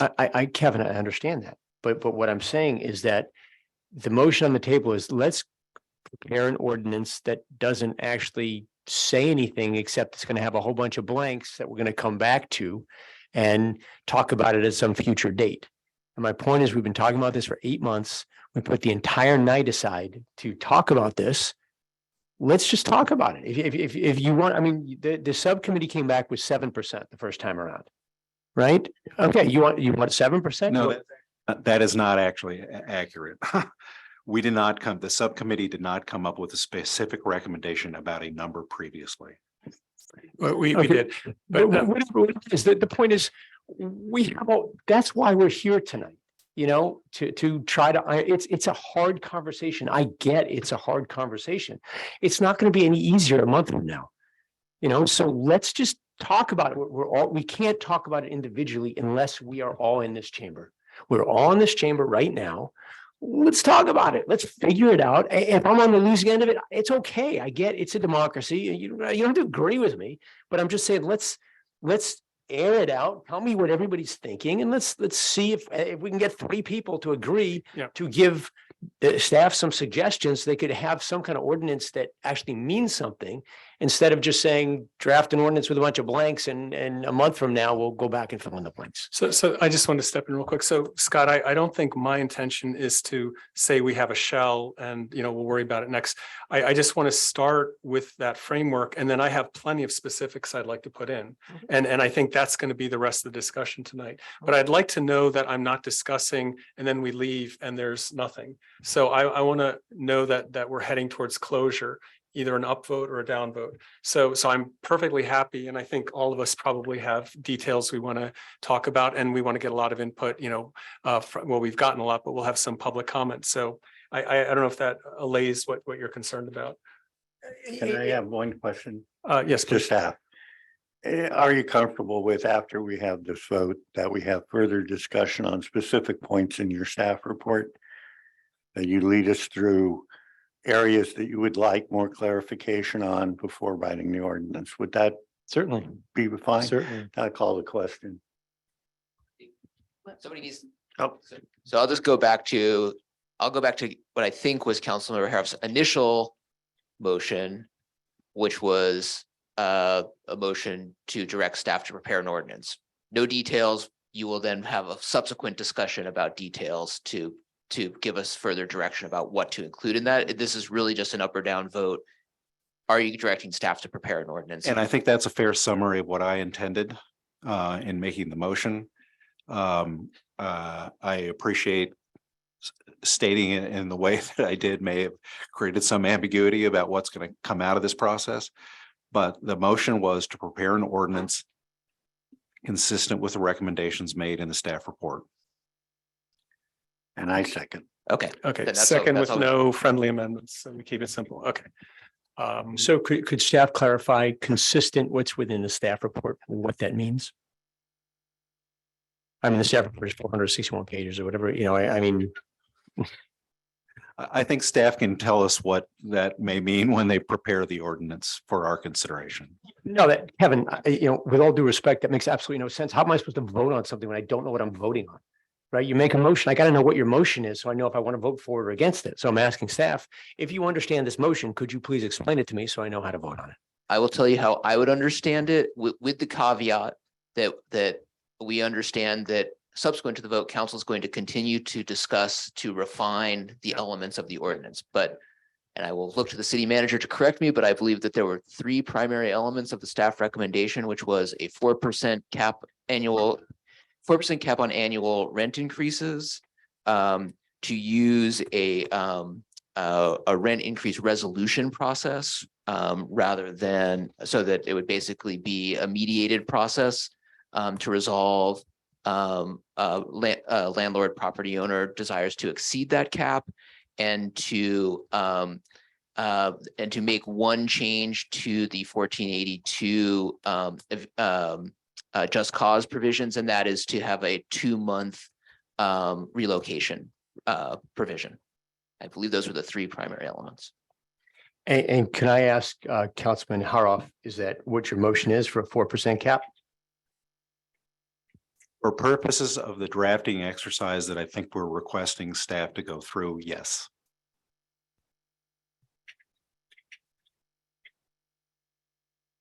Okay, so we have a motion, we have a second.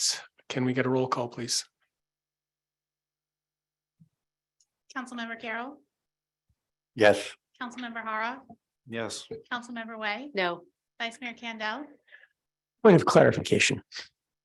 Voting for this is to vote to move this process forward, not necessarily to pass the ordinance that you're drafting. Is that correct? Correct. I think if this motion passed and nothing else happened tonight, the city manager and I would work on drafting an ordinance along the lines just described. Okay, but by Come back to the council for further consideration. by voting to have you draft an ordinance is not my voting to pass that ordinance, because there may be some things in the ordinance I like, some things I don't. I'd like to go to the next stage and discuss it, but in order to do that, we need to pass this. Is that accurate? That comment is consistent with the motion that I have made. Yeah, and every member of the council, you included, retains the discretion to vote no on a final form of an ordinance when brought to the council and all deliberation is concluded. Okay, I will vote yes on this then. Mayor Paulson. Yes. Okay, so we have 4 in favor and 1 against. So with that, I'm hoping now to get into the heart and the meat of the subject, and maybe I'll ask for some staff guidance, but just a quick recap of parameters that we've discussed in the past. There's the rental cap, just cause, enforcement, appeals, city's cost, staff time, sunset, et cetera. But perhaps city manager, you can guide us a little bit here.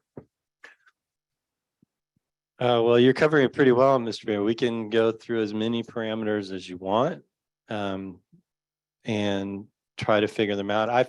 I tried to pick the 2 that I felt would allow me to start with the city attorney to write something. And so those are the 2 I highlighted in the most recent staff report. But we purposely incorporated every staff report because over the course of all of your learning about this topic, we've provided you with all sorts of potential criteria that you might want to establish, rules that you may want to establish. And they're all on the table for you to talk about. But I think these big two that are in the staff report are the ones that, well, as I just said, if you want to postpone the rent increase ceiling discussion to the public hearing, I think we're both comfortable we could leave a blank in the ordinance for that. And you could, the hard part is you're going to be issuing a public hearing notice to the public saying, we have an ordinance, but we don't actually know what that number is. You may want to think about that aspect of it. And then the other component is, again, some guidance tonight would be very helpful for crafting an ordinance, because otherwise I think we're going to have to write two ordinances, which are these two sort of general categories of the way we found cities tend to deal with when someone is asking to exceed the rent increase ceiling. Okay, so, the goal that we set out tonight, and I hope this accomplishes it, is we can get into specifics. And, per your point, Councilmember Candell, we're not finalizing specifics. We don't want this to be a blank, multiple choice exam, but I think we can walk down that path as far as we can. We'd like to get some public input. Then we have some time to look at a actual ordinance and make further revisions and get stakeholder input. My preference, and I'm open to, maybe this is just a little bit of agenda setting here. My preference is we start with some of the parameters where I think we had the most consensus. I think that'll allow us to at least, move along. And, I would say the cap itself might be towards the end of the discussion. Earlier on, I think in the Just Cause workshop, we're talking a lot about relocation costs, and there seemed to be a consensus that AB 1482 could use further examination on that point. So if this is okay with everybody, I would say, in the spirit of how we did the parklets and, other things where we had lots of things to focus on and needed a decision tree, we might start our decision tree with the relocation costs. Does that sound acceptable? Sure. Okay, well, so I'll start. And one of the questions I asked for staff, and I don't know if we have an answer, is an economic one. So if someone is in a situation where they're evicted without any violation of the lease or non-payment of rent, and they have to move and it's legal, I believe the state would ask for 1 month from the landlord. Is that correct right now? It's a month compensation. A month compensation. Yeah, plus whatever other terms are in the lease. And my concern with that was, just looking at move out costs and first and last month, whether that number wasn't burdensome. And, this applies, this I think is going to be connected to right of return discussions and whatnot. So, with that being said, the one question I left at the workshop was, do we have some sense of the cost in Marin, in Larkspur specifically, that would be incurred, or what might be a fair compensation? Is there any way to come up with a formula? Generally, I've seen a lot of different examples, but they tend to fall into the staff's general recommendation. Then you can play with the dollar amount. The other approach is to take HUD publishes what, for their purposes, is a market rate for different types of apartments. And so some of the communities are using that HUD published rate as the basis for what the dollar amount would be, rather than get into sort of the variance that exists in people's rents. So what that means is, rather than say, for example, we've suggested for simplicity, we think maybe just 2 months rent or 5,000. I was partly reacting to your conversation at your last workshop. You might say 2 months, 3 months, whatever number you want of the prevailing HUD calculation for fair market rent. Now that number may not actually be, by the way, what actually is in our community, what rents are going for. It's a specific formula that HUD uses. So, and I'm not an expert on how they calculate that. So Okay, so just, Can I ask a question? yes, please. In the past, we have looked at just cause eviction and rent control as two separate entities. Now you're proposing that we're bringing them together as a unit. That's what I understand. That's not required by law, But that's But- what's being proposed. but I have throughout said most communities ultimately in one evening, they look at both issues and consider two ordinances, because if you feel that the currently allowed no fault eviction justifications are problematic for your community, and you need to think about that in relation to whatever rent stabilization or rental dispute ordinance you're putting in place, because there's the possibility that you might essentially, by adopting some sort of rent regulation, incentivize no fault evictions. At least that's the argument that's put forth. So in that case, since it looks like the majority of the council wants to move forward with this, if, just for clarification for me, if we move forward with a rent control ordinance and a property owner can give 90-day notice for tenancy to vacate, for a tenant to vacate a property and that's a legal amount of 90 days to do with just cause. I think the simplest way to explain it is if you were to adopt a rent regulation ordinance, Right. but not adopt a local eviction protection ordinance, then the eviction protections currently in state law are the prevailing law in Larkspur. And that's for people who are on a month-to-month arrangement. There are a lot of people, for instance, in, let's say, Skylark, that are on a month-to-month arrangement lease. They could get a 90-day notice to terminate their lease.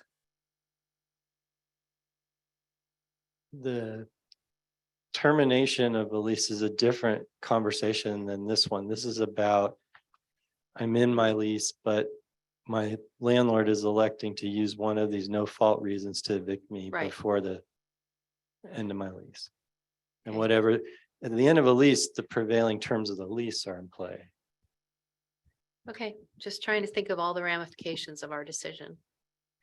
And one, sorry, just to go back to the formula that you were discussing, the HUD formula, so to, make this concrete for all of us, what might be happening is somebody is in a rental unit and they could be over market, they could be under market, and that's a lot of variables. So what we're proposing is a simplification, which says if for no fault of your own, you're being asked to move, what we would consider 1 month rent would not be what you're paying, but what HUD, deems as market in your area. I think, I'm only There are trying to some understand. cities that have chosen to use that approach. I'm not saying that's what we do, but I just wanted to clarify that that's what this solution would give, not that we follow the solution. Right, and the reason that's, my interpretation is, excuse me, the reason some cities choose to do that is it's highly debatable what market rate rent is. Mhm. So rather than wade into those murky waters, a lot of cities are saying, well, HUD has a formula, let's just use that. Okay. So, yeah, please. One issue we haven't really incorporated where it's going to fit, but it would be a solution to this particular issue and a number of others, is the rental registry that we've talked about. And that would give us the data on what the rents are, the market rate rents are in Larkspur at any given point in the future. If we had a rental registry that required them to report what they're charging in rent. That's correct. The council, as another alternative, might decide that it wants to say, based on the rental registry, we're going to look back a certain amount of time and we're going to determine what the average or prevailing median rent is based on the rental registry. You would then have to define what that number is. Is it looking back a year, 2 years? Right. Right. It's just, that's another approach, and I have seen some communities elect to do that. Okay. I'm just wondering, Mr. Mayor, if that isn't maybe a subject we might have more agreement on, is the need for a rental registry, because if you look through all of the landlord emails that we got and from the Apartment Owners Association, they all assert you don't have enough data to be making this decision. It's their own argument. We don't have the data, and that's what the rental registry would provide us, not just for this issue, but also for our current and future RENA numbers, our general plan. It would be a tremendous asset to us as a board and to our community development department to have this kind of information. And even the county has talked to me about it, how they would love to see this kind of information for their purposes. So is that something that? Yeah, I think I'm hoping we can get, this is a little bit of a test to see on the relocation, which we discussed at the last workshop, if we can narrow the range of, what an ordinance might look like, so staff can write on that. And then I do agree, I do want to talk about the registry. I think that would be key, and it may actually tie back in. We might have to circle back to some of these things, but I'd like to, start off simply. Yeah. I was just going to remind the mayor and the council members that we've put forth at a prior meeting that this doesn't really work at all without a rental registry. So I've considered it essentially a given that the ordinance we would bring to you would include stipulations for a rental registry, because I haven't found a community that's successfully implemented this without that companion piece. And if you sort of think through the administrative nature of it, you need the registry to be tracking rents, so you understand when the turnover in units has occurred and things like that. Okay. Mayor Paulson, if I could just interject, because I think I really appreciate the comments that our city manager just made, because I thought we'd already gone through this issue. So my motion was premised in part on an assumption that we need a rental registry. I get that. I think we've already kind of decided that that would be an important part of whatever it is that we would be moving forward with. So I don't know that that requires a clarification on the motion that I've made, but I'd be happy to do that if I need to. Yeah, no, I don't think that's needed. And with all due respect, Councilman Harif, I mean, this is a long conversation with a lot of technical points. So I would rather rehash things so it's clear to everybody. Councilmember Kendall. I just had a quick question. If there's a rental registry, is that public information, public access?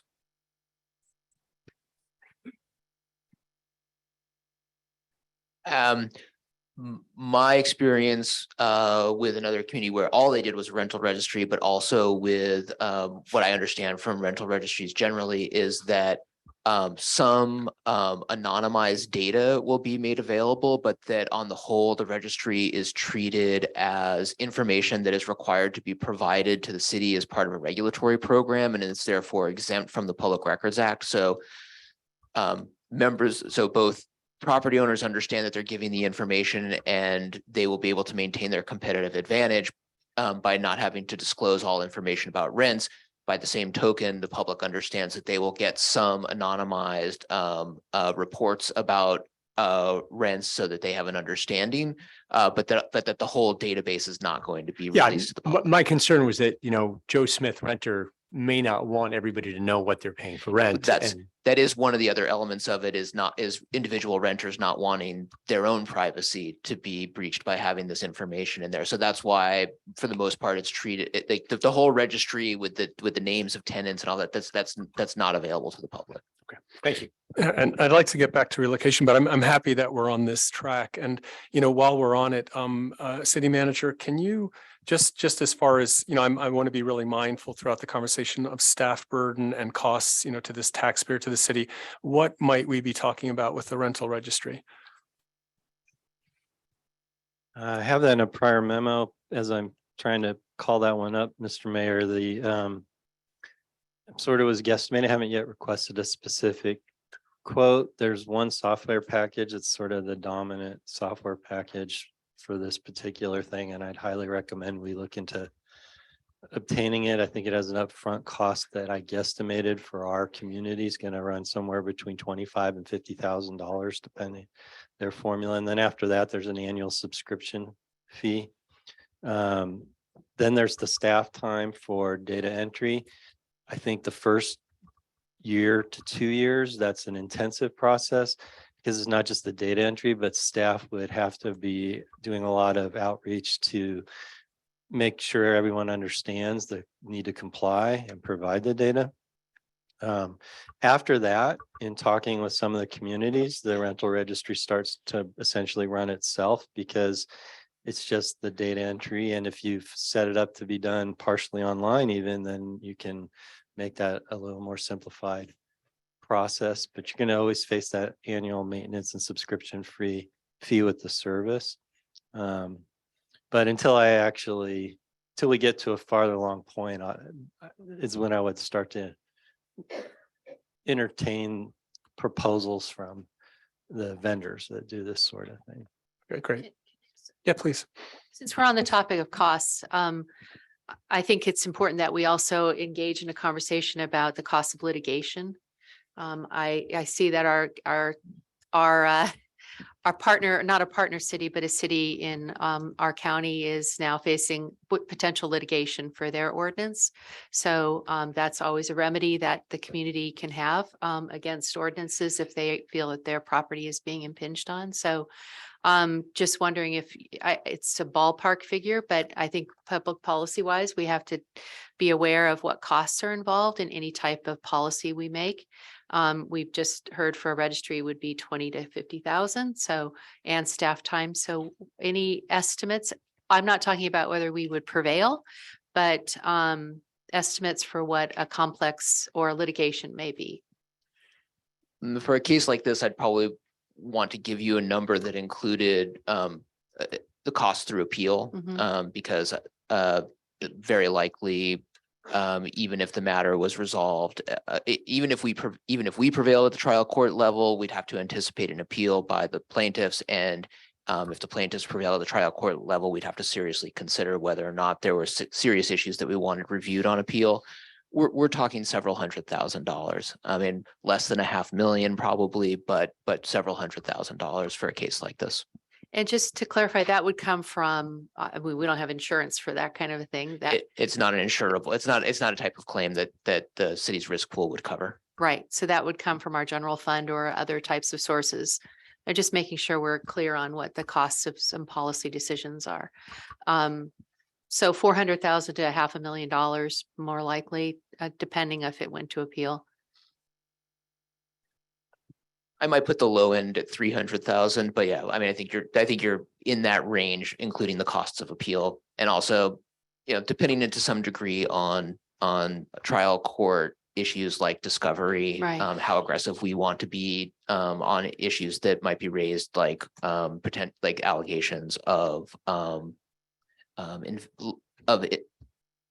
underwriting, like to raise some issues that Skylark has raised in their own correspondence. They've underwritten the project a certain way. If they included allegations related to loss related to their investment, we may want to get into some discovery related to those issues that could be intensive. So I want to be clear that we're, at the trial court level, there could be significant discovery issues that push up the high end of the range. Thank you. Mr. Mayor, I just want to clarify for you and the public, in the current packet, the memo that talks about my early estimations of costs starts on page 311 of the current packet. And in specifically answering your question, if I quantify staff time as dollars, I had estimated 100,000, 150,000 in the implementation year, and then probably 85 to 100,000 going forward. But rental registry costs are all recoverable, so they aren't borne by the general fund. Thank you for that clarification, because that's a point that has been made previously. And recoverable by the fee to file. For the Exactly. registry. That's been part of the prior conversation. So it's important for the public to understand that. Councilman Carroll, I think you had a. Question for our attorney. I assume you would write us a very defensible ordinance to begin with. I hope that goes without saying. But for future discussion, I don't know if you have it off the top of your head. I don't expect you to, but it might ease some people's minds if we had an idea of how many communities in California have rent stabilization ordinances and how many have been sued. I would be curious what that percentage number is. I don't know that. And honestly, it would be difficult to be, since a number of cases may well have been resolved at the trial court level, it would be very time consuming to find out how many. There's no sports team betting line on the odds of us getting sued. You can't provide that to us. Talk to the city manager about how much he'd like to spend on doing some research about it. But it would itself be a relatively intensive research project to figure out from trial court records. Scott, I don't think your mic's on. Well, if you could just check any research to see if there are articles about it, I'd be curious if there is a number. We can, Because I would suspect it's very low, but we'll look into it. thank you. I don't have an exact answer on your quantity question. I think there's roughly 24 that have what we might call full rent stabilization ordinances and plus or minus 5, and the numbers moved in the last few years. If we get into the broader issue of various forms of rent regulation, we're probably looking at about 10% of the cities in California, which is 45 to 50 of the cities in California have adopted some level of rent regulation that affects the topics that we're discussing here. I also don't know what the quantity would be. I guess I've been reading this stuff long enough to feel brave enough to say, I haven't seen a city's ordinance overturned. I've seen the aspects of it have been challenged, requiring city councils to go back and amend their ordinances to deal with whatever ruling came out of those particular cases. I could just add to that by saying, and I think I made this point at a previous meeting, is that there, even though I don't know the number of challenges, there is a significant body of appellate case law about this. So the parameters are pretty well understood for what a defensible ordinance is. So, which is just to say that to the city manager's point, a lot of the published cases, the outcome is the cities had to modify those ordinances, not that they were found completely unconstitutional, because everybody's sort of drafting towards the target of the parameters that the appellate courts have given us in their decisions. Great, thank you. Good questions and good clarifications. So just to recap, we've started on the relocation topic. I'd like to return to that if we could, but we have looked at the fact that a rental registry would be part of this ordinance and its approximate costs, some of the parameters.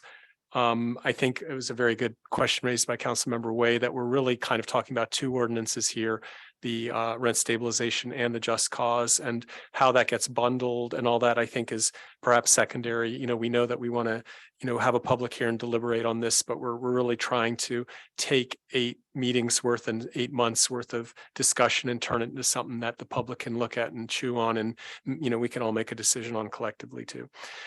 So kind of back to relocation, I would just say, a starting point for me is I think the HUD market rate is something, one of the, appeals is keeping things simple. And so if we have a formula that seems recognizable and simple, and if we're saying that 1 month is inadequate, we make it 2 months.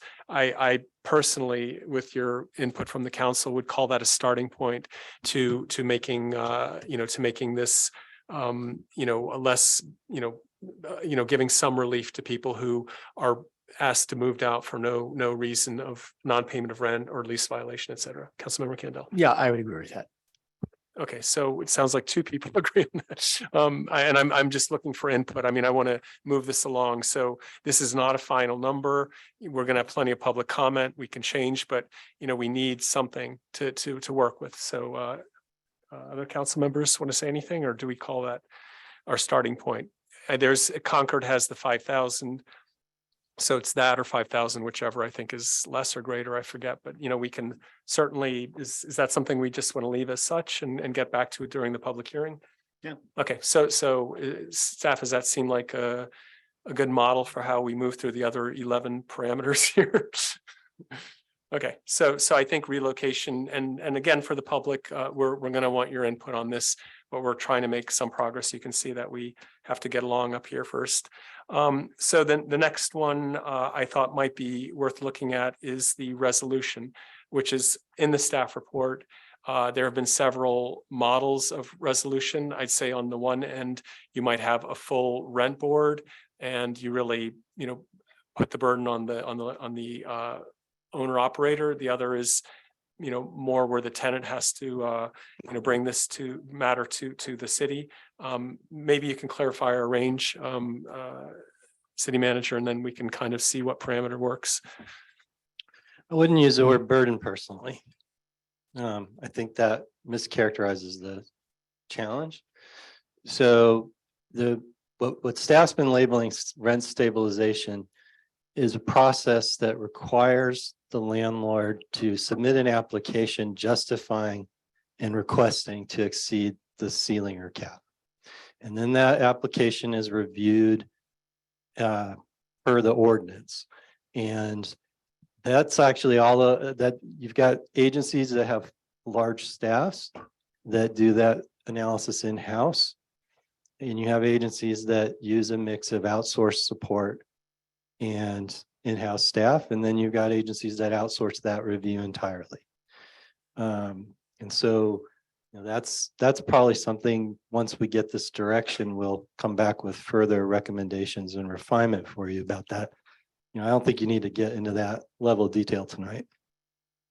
But that's how I would suggest what's going on is all requests to exceed the rent ceiling have to be applied for at the city.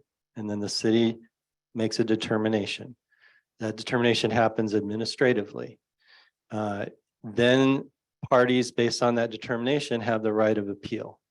So if, depending on what the administrative determination's been, you might have the applicant, in that case, the landlord would appeal. If you have it where the administrative decision is something that the tenant doesn't agree with, they can appeal. So then the question is, who's the appellate body to review it? Most communities that have adopted rent stabilization seem to have some sort of board, and who that board is would then be a question you'd need to resolve.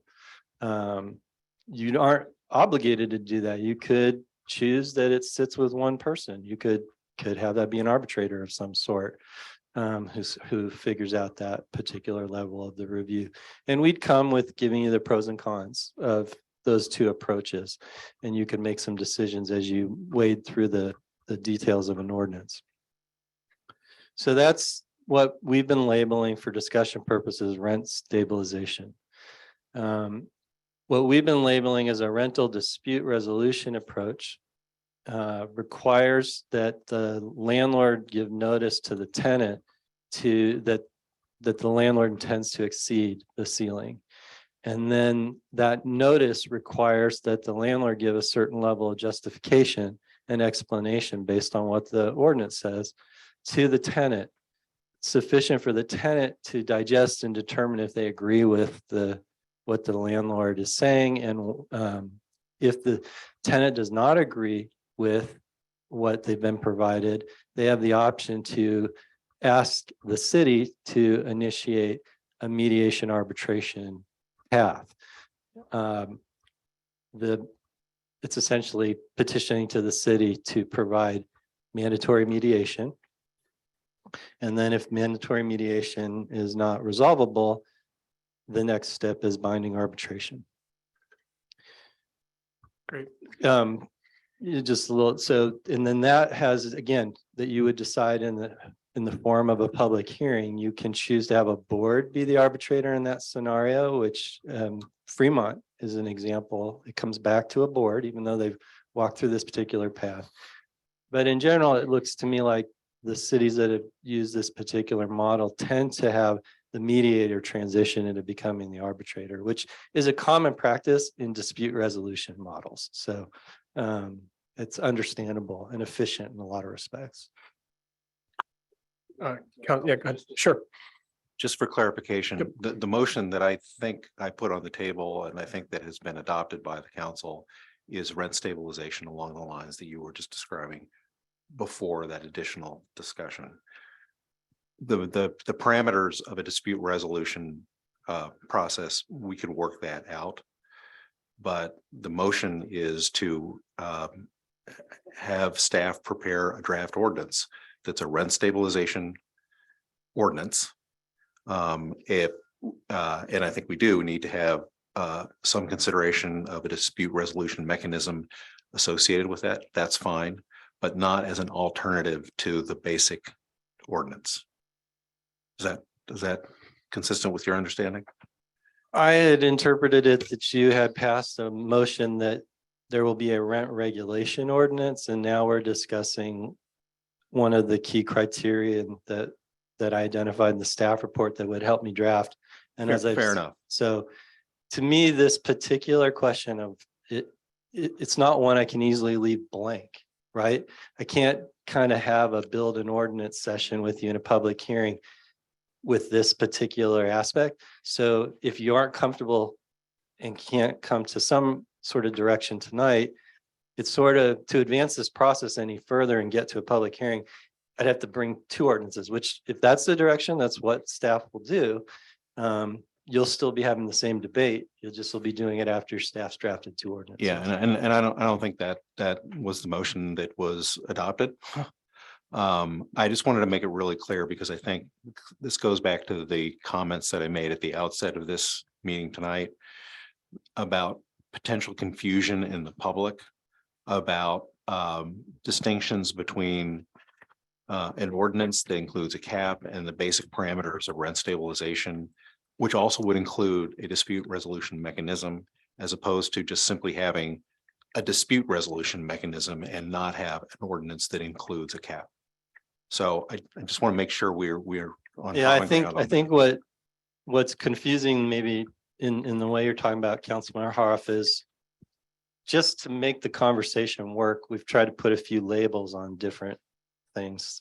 And so what staff's been labeling rent stabilization is the model where the landlord has to apply to the city versus what we've distinguished as the dispute resolution process is essentially the tenant has to request the mediation arbitration process. Both processes start with the establishment of a ceiling or cap. It's just the tenant or the property owner. It's about what you do when the landlord wants to exceed the number. Yeah, yeah. Just to be clear, my understanding was that the dispute resolution mechanism that would be envisioned by the motion that I had made would be the former, not the latter. So it would be if there are circumstances where a landlord believes that that simple, straightforward application of the cap in the ordinance is not sufficient to generate a fair return on the landlord's investment, they would have the burden of moving forward with the process. That was my understanding of what we would be doing. I guess I'm going to have to turn to the council and ask if they feel that was the motion that they voted on. Yeah, I mean, I'll start. I think what we voted on was that we were going to provide input as specific as possible so that we could draft an ordinance and have a public hearing. I don't think, I could come and say I wanted a cap with CPI or not, and that was my original intention. I think that's really what this is about, is to, know that we're moving forward towards a public hearing, but a lot, I think we should really deliberate on what that, appellate, type of the process of dispute resolution and the appellate body is, whether it's a board or an arbitrator or outsourced. I don't think that's been fixed, is my understanding. And that's a fair enough point, and I appreciate that. I think we can have a robust conversation about those issues once we have a draft ordinance in writing that we can consider the alternatives that we may want to adopt.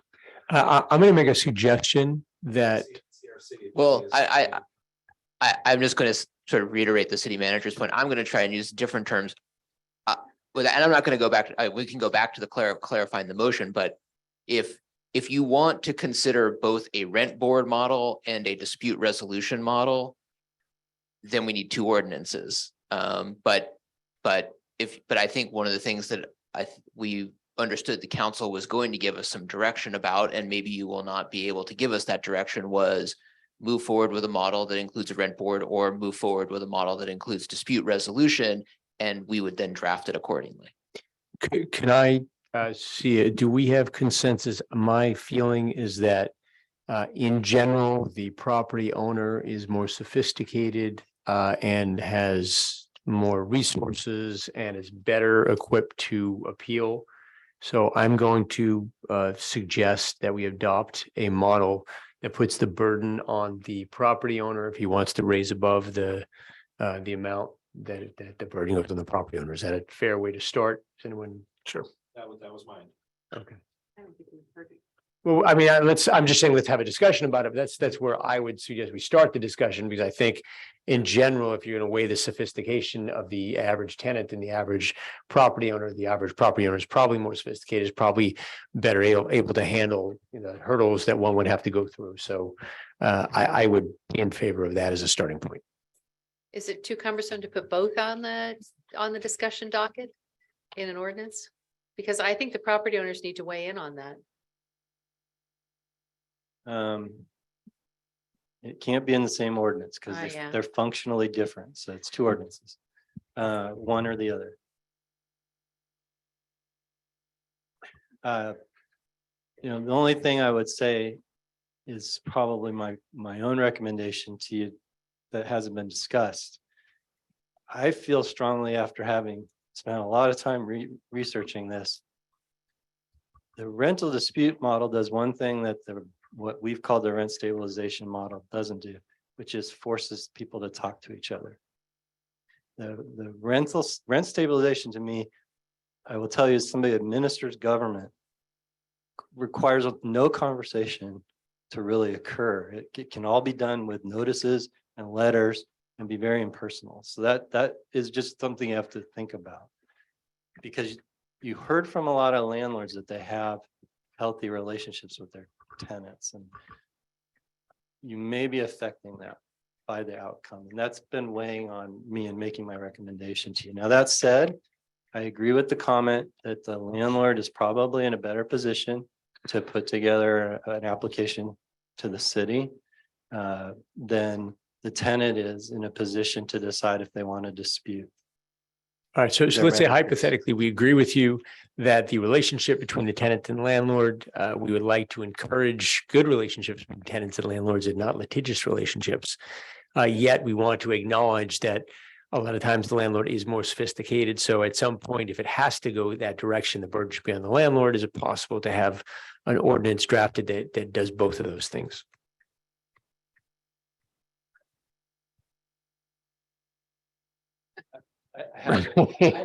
We might be thinking the same, I suspect. I mean, I guess the alternative that I haven't seen it, but it comes to mind would work, right? Is the tenant says, I don't agree with my rent increase, so go apply to the city for one. Right? That would be the other alternative. Here's my notice. I'm going to raise your rent by 7 or 8%. Right, the landlord first has to go to the tenant. They have And the a tenant says, discussion. I don't agree with this. If you want this approved, go get the city to approve it. But that still has a burden on the tenant to tell To say I somebody. don't want it. Otherwise, I think you really do have to pick one. How about if the landlord has to get the tenant to sign off on it? All the tenant has to do is say, yes, I agree. And that way it doesn't have a big burden on the So tenant. most jurisdictions that use rent stabilization as their model do give the landlord the opportunity to ask the tenant to support the application. And I can't tell you that, I don't have information to tell you how often that does or doesn't happen. So it might be that if I have a healthy relationship with my tenant, I get them to sign in the application that I understand why my rent's going up and I think you should approve it. That certainly is something you could build in the model. Okay, so that would probably be my feeling. If we can balance those two, that would be my hope, to give direction in that direction, unless people disagree. And I've got one other, Sure. we could also, one other consideration would be to use one of the dispute resolution models that have been provided to you and that the city manager just described, So that doesn't alleviate the property owner from really acting as the more sophisticated party. So first, the property owner still has to provide an explanation for the proposed increase that satisfies the terms of the ordinance. So first, they're going to have to draft something to the tenant to say, this is why I'm proposing to go over the ceiling, and this is why it matches up with the ordinance. Tenant then just has to initiate the mediation process. We could, and I suspect some of the ordinances already do this, make sure that the burden remains on the property owner by a preponderance of evidence to demonstrate that the reason that they want to go over the ceiling has been satisfied. So the tenant still has to say, this is why I object, but ultimately in the course of the mediation, the burden remains on the property owner to prove that they have satisfied the statutory But requirements. in that instance, the tenant has to ask for mediation. Yes, but that could be a fairly simple process of filling out a form and submitting it. Right, but still, I mean, I understand where So- you're so- going, but just so- to try to lay out some options. so would it be possible, what I suggested was you put the burden on the property owner to get the tenant to sign off on something. If the tenant doesn't sign off on it, then the property owner has to apply for mediation or, that way. I think we could probably structure it that way. I mean, is there any reason not to do that? Because it just feels like that the landlord is more in a position to be able, I wouldn't want a tenant to drop the ball and then, oh, you didn't, file the right paperwork and you don't get to mediate. I think you have a lot of public comment that are asking you to adopt a process where the tenant's not required to do anything. So that's what you have to weigh here. Right, which is what I'm suggesting. I guess I'm asking, are there any holes in this that I'm not seeing of why it would be a bad idea? That I don't have an Okay. answer for you right now. Okay. So again, I'm sorry to dominate. I'll No, back helpful. off. It's just my thoughts. No, it's helpful. I mean, so let's keep walking down this path. I think what I'm understanding, I mean, to take just a step back, for the meeting tonight, we want to make sure that there are many, many, many parameters, but the ones that are critical, for you to draft an ordinance are the ones we want to answer. So I'm assuming this discussion is part of that. We can't really conclude tonight without having some discussion about some decision, some guidance about where to go with this. Is that correct? Yes, this particular question drives a lot of the drafting exercise. okay. So until you resolve it, if you can't resolve it tonight, I think the direction should be draft 2 ordinances with Okay. each model, and we'll have a public hearing with both of those on the table. Okay, great. And then I'll come back to, let's say if we can get through this, dispute resolution piece, what the other, minimum parameters are. I mean, I think rent cap may be one and so forth. So I, just so we have a sense of, and just as a matter of housekeeping, I'm wondering, I'm trying to read the room if we need a break at some point, because, we're probably going to be at this for at least another hour. I don't know if people want to take a 5-minute break, but I propose that we try to finish this discussion here and then see if we just want to take a quick break and then come back. So Councilmember Carroll, I think you wanted to say something about. Well, I had a question for staff, and that was on the resolution models that require mediation and then arbitration.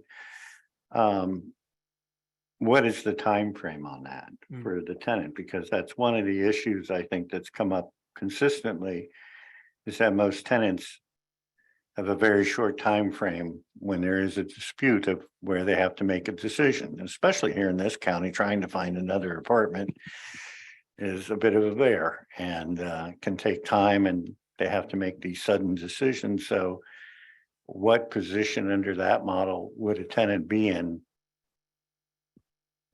I think you have your option here. I will acknowledge the ones that most thoroughly researched make an assumption, I suspect, that the landlord's methodology is correct, because what they have said is you shall pay the new rent until the process is resolved. And then if you're owed money because the process is resolved to lower your rent, then you'll receive reimbursement for whatever that amount is. But you don't have to do it that way. You could say the rent increase is stayed until the process resolves itself. But under that model, you could then have a big bill coming your way if the process doesn't end in your favor.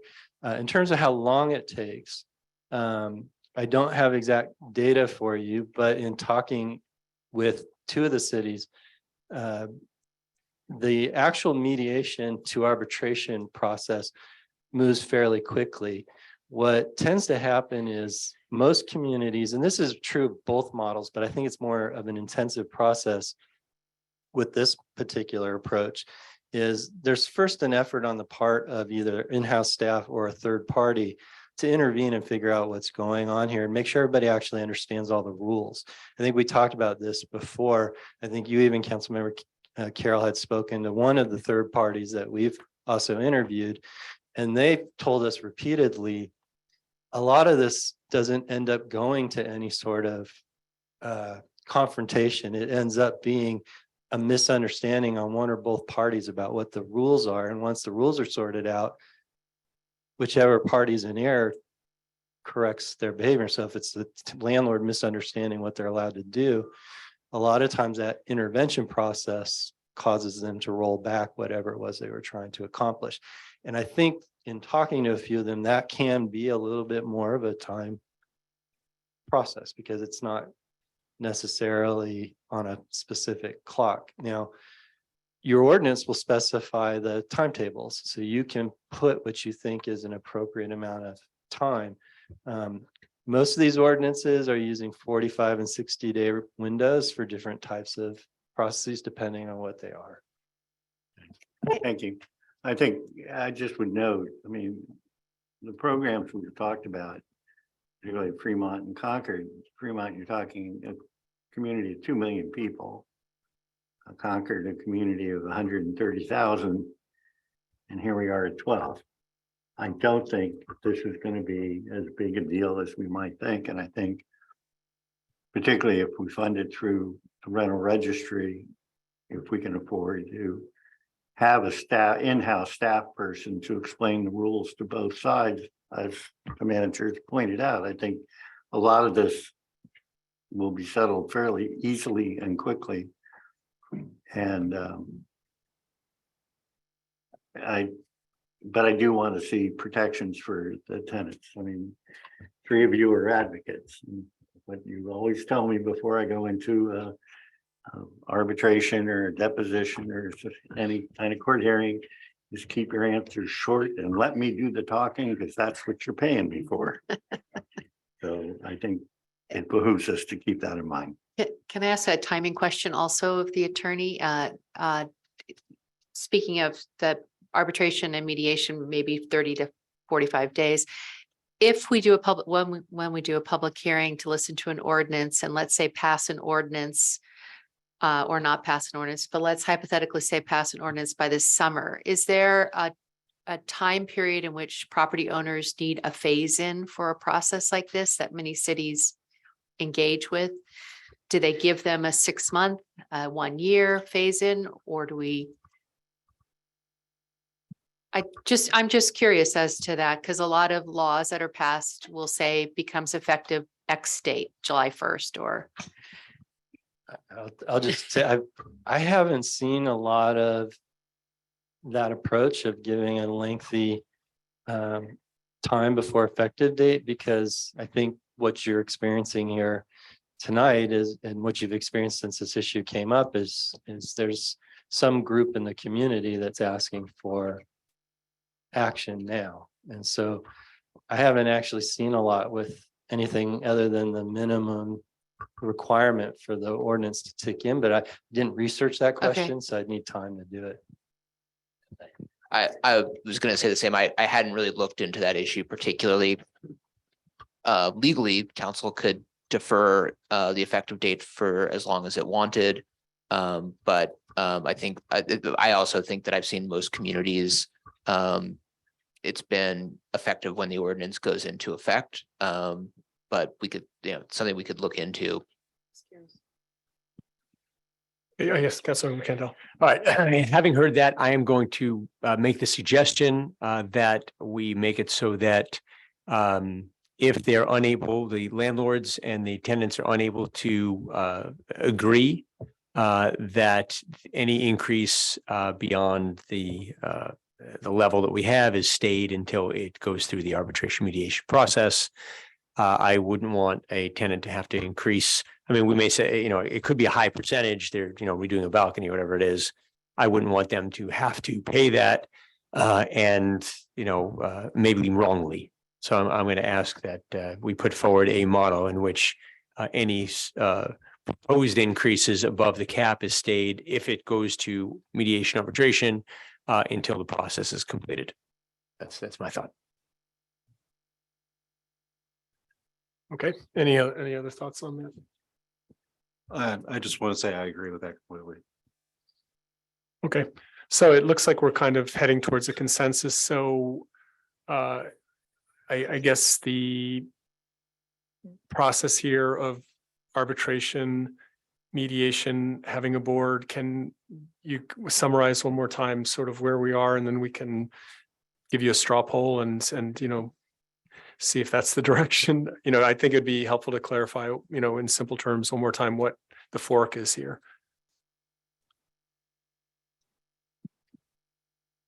I think the simplest way to summarize the decision is when a landlord has determined that they need to exceed the cap in order to realize a fair rate of return.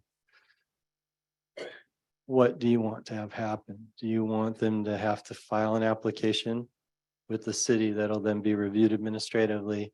Or do you want them to give notice to the tenant and then the tenant has to decide if they're going to dispute? That's your sort of binary choice there. And if I could throw out there, I think what, we've tentatively agreed on, at least most of us, is that the landlord would go to the tenant, has to tell the tenant, hey, listen, I want to go above the cap. Here's the reason. If the tenant agrees, the tenant signs off on it. If the property owner is unable to get the tenant to agree, the burden is on the tenant to file for the mediation, and the tenant would be unable to. The landlord, sorry, the landlord would be required to file this, and the landlord would be unable to raise the rent until it goes through the process and it is approved as a valid rent increase. That's kind of, I think, where we were as far as an arbitrator or a board. I don't think we really talked about that. I think it just, we kind of defaulted, I guess, to an arbitrator. That's kind of my understanding of the conversation. If anybody disagrees, please say something. I don't want to say something people disagree with. Does that create an unfair burden on then the property owner? Let's say all this rain has made half of their roof leak and they need to raise the rent to repair a roof issue, but they're going to need that capital in the repair process. And if they have to wait 2-month period of time because of scheduling difficulties, is that fair to them? I mean, we're all talking about fairness, so. Okay, so To hold the rent back. no, I agree with you. And I'm only basing it because a lot of tenants, a lot of property owners have expressed concern that the COVID restrictions that allowed tenants to delay payment of rent for our small property owners, not our large corporate ones, has been an undue burden on them. Okay. So we have a pattern of undue burden. I'm just saying what some of our public comment has said, that's been an undue burden on our small property owners who have less than they had to have a few units. No, I agree with you. I think that's a good point. So can we put in an emergency clause? That basically we say the general principle is you have to get the tenant to sign off, and then the landlord has to instigate and go through the process. However, if there is an emergency, such as a leaky roof that has to be fixed for, health and safety purposes, that there's an exception that they can apply for. And if it turns out that the arbitrator doesn't agree with them, then they get a penalty to kind of incentivize them not to abuse that. I think my recommendation would be if this is the prevailing concern on this issue, you probably want to think about a model where the landlord applies to the city to get approval for the rent increase, because then it hasn't kicked in until that approval comes. And then what happens in the period where they might appeal would become a separate discussion where we could layer in this level of complexity and we could bring that to you. I think that is what we're saying with a exception that the first step is to go to the tenant. If you get the tenant's approval, then it's over. And you can just hand in that piece of paper saying, hey, we've agreed, they need to, we have a leaky roof, we're gonna fix it, we're on the same page. And if they don't get the tenant's approval, then they have to submit this application or the arbitration, however we want to phrase it, that they have the burden of going to the city and getting permission from the city to do it. Yeah, so I'm gonna actually suggest that's a bad approach. Okay. Now that I've heard you articulate it. Okay. And the reason is you're asking for entity A who's subject to regulation to go to entity B who's being protected by the regulation. And entity A has essentially a position over entity B, and entity A is going to ask for a signature on a piece of paper that says, sign this so I don't have to go through the regulation. You've kind of defeated the purpose of the regulation. So I'm not sure that. I thought you suggested that we should have the landlord and tenant talk to each other to try to work it out without I having. did, but that's because I'm advocating the rental dispute approach, which I think is a little different than what you're talking about. You're suggesting that the landlord's going to still have to apply to the city, but essentially the city's going to say it's approved if the tenant says it's approved. And I think that is different than what the rental dispute model is attempting to accomplish. So I'm just playing devil's advocate for No, I appreciate it. about because I'm confident when you open this up to public comment, you're going to hear right, roughly what so I just said to you. Let me just throw it back then. The goal is to try to keep the tenant landlord relationship as healthy as possible. I don't think it's anybody's best interest for us to pass something that's going to cause litigation between landlords and tenants and have everybody fighting. That's not what we're trying to accomplish. So having that in mind, what do you recommend as the way? I do have a recommendation. If you want to follow that model, you can prescribe or what you can prescribe is actually some sort of direction that there will be an administrative resolution or administrative rules that say the landlord will give the tenant notice that they're going to file an application with the city. And the tenant has the option at their discretion, whether they want to put in a response. Here's the form. You're under no obligation to do anything with it. And that's probably the compromise. Okay, so basically the landlord has the burden of bringing it to the tenant, providing the form to be filled out and maybe a self-addressed, a stamped envelope, to put it in, something like that. Hopefully it's electronic in the. Whatever it is, it's just something to make it as easy for the tenant as possible if they want, because we don't want to burden the tenant. But it sounds like what you're suggesting is there has to be a little bit that the tenant has to do in order to make this workable. What I'm suggesting is that I don't think you want a process where the landlord can petition the tenant and the result of that petition is the resolution of the process in its entirety. Okay, I understand. Okay, so all right, so what does everybody else think? I mean, I think that's a good idea, but I'll hear. Yeah, so is that, Yeah, does anybody disagree? Well, other council members, I mean, I have a thought, but go ahead, Councilmember Carroll. I'll go back to Councilman Dway's example. Any landlord, any property owner, I can walk into Redwood Bank tomorrow and get a fairly substantial loan just based on my credit rating. If I throw in the equity that I have on my house, my mobile home, I can cover any emergency that I can imagine, I hope, fairly easily. For a tenant, if they're lucky, they'll have a credit card that's charging them now about 19 to 26% interest rate. I can get a mobile home. Actually, they keep sending me things for, I don't know why they want me to buy an RV vehicle, but I keep getting all these offers for, I'm pre-approved for $100,000 RV vehicle at 4% interest. But an average tenant doesn't have these options. So in an emergency, landlords have lots of options. And if it is upheld, I would imagine part of that by the arbitrator, mediator, or whatever, would be, okay, they would not only include the cost of repair, but if you had to borrow money, what did you have to pay to do it? And that would be a fair resolution to it. So I think we have to keep that in mind, that the resources that a landlord or property owner, any property owner has is so much greater than a tenant. That we have to really err on the side of the tenant. They just don't have either the time or the resources. I mean, fortunately,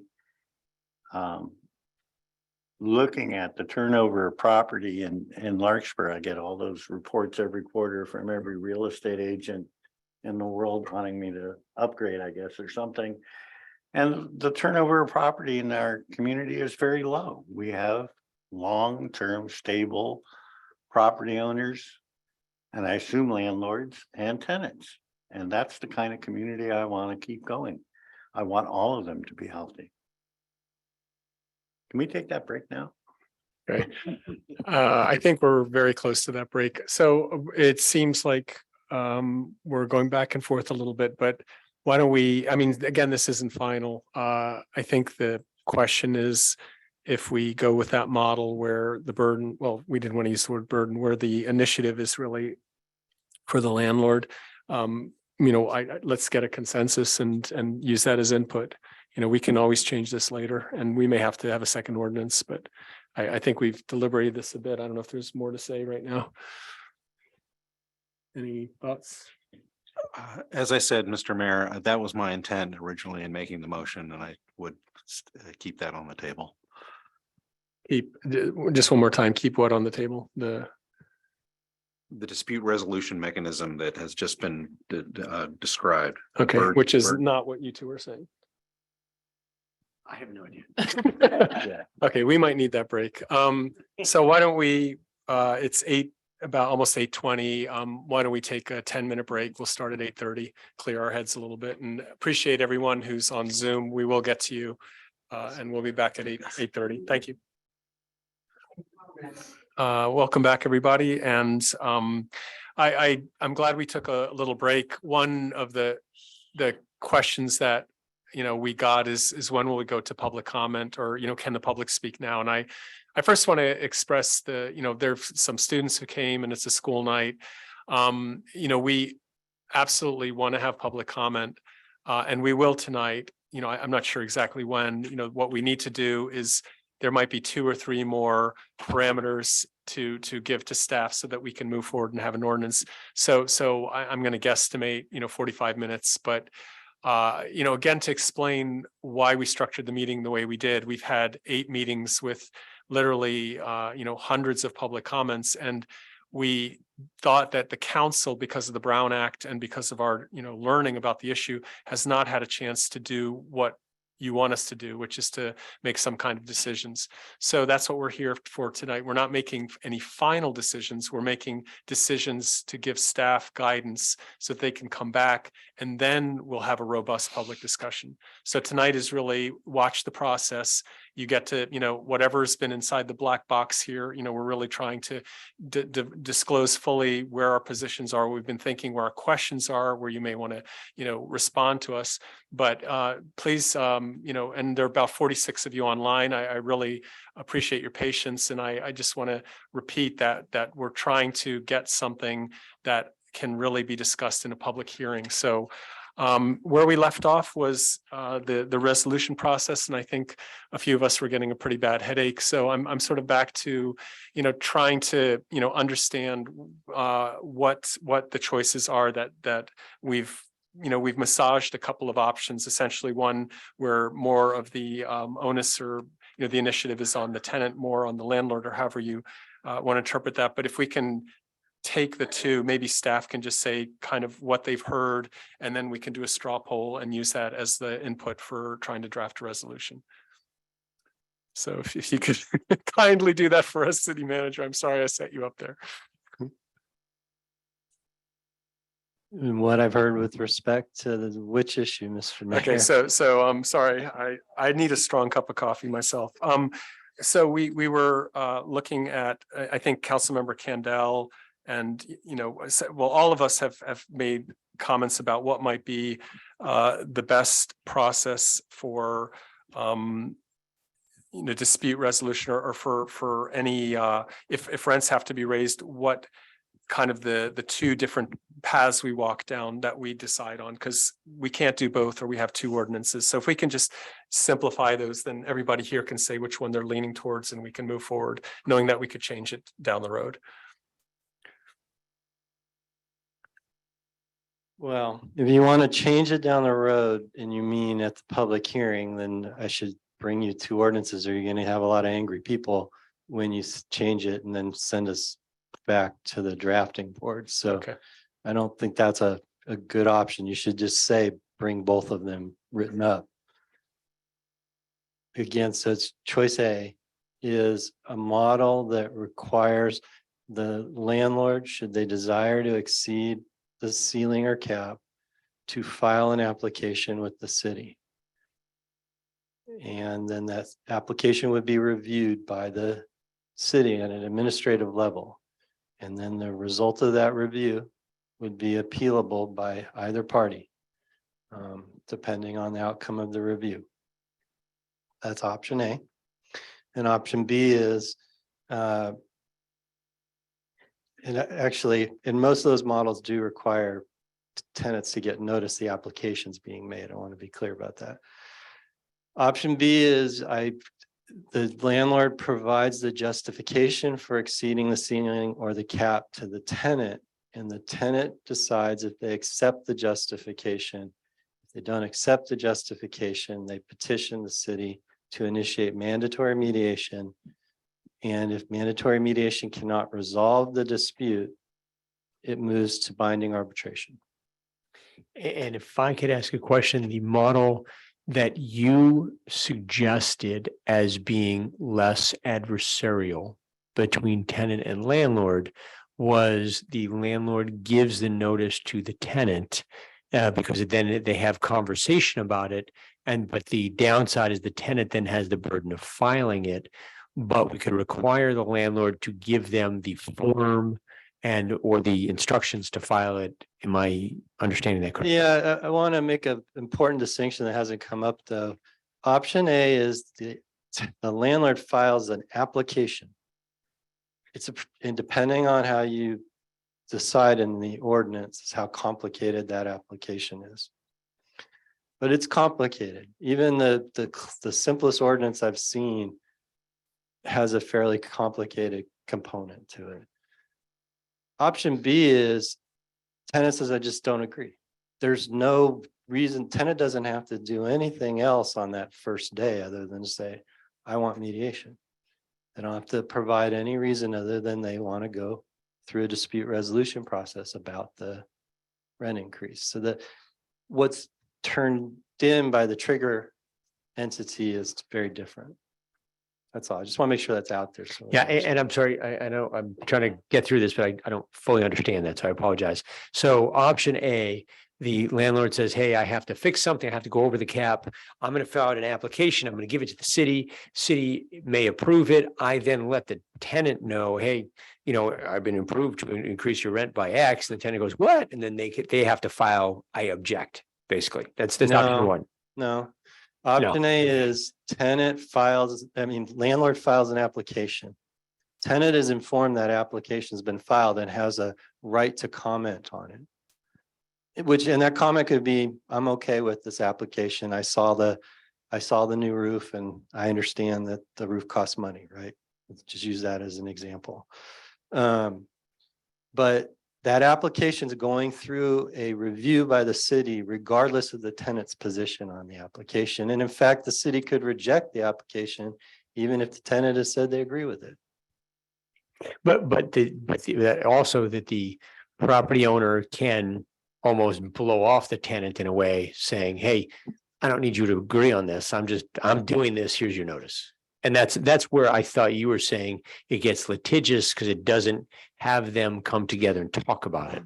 Essentially, the tenant's gonna get a piece of paper from the landlord that says, I'm filing this, here's your notice. Right. And the other way though, that's option A, right? Right. Okay, option B, did you say was? Here's more why communication between- here's why I'm going to raise your rent.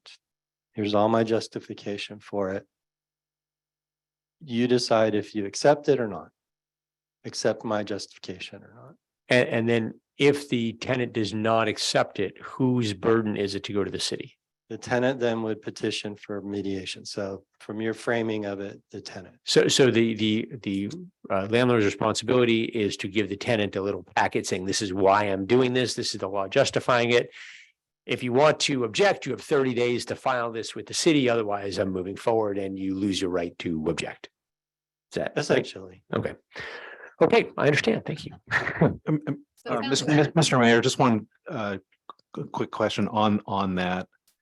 And maybe this is a question for our city attorney. Can we conclude a provision on the option A to require at some point in the process that the parties, so the landlord and the tenant, whatever, have an obligation to meet and confer in a good faith effort to resolve any disputes that they might have before going forward? I mean, theoretically, but I don't think it's a meaningful, it's let me put it differently. It is,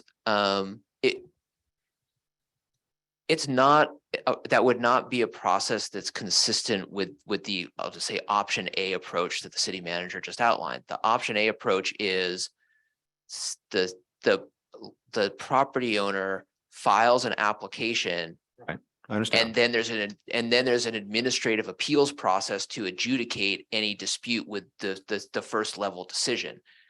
Mediating between the two of them doesn't add anything. No, to the I'm not process. suggesting mediation. I'm suggesting an obligation to meet and confer in an attempt to informally resolve a dispute. But the issue is that there isn't option A is not really a dispute process between the tenant and the property owner.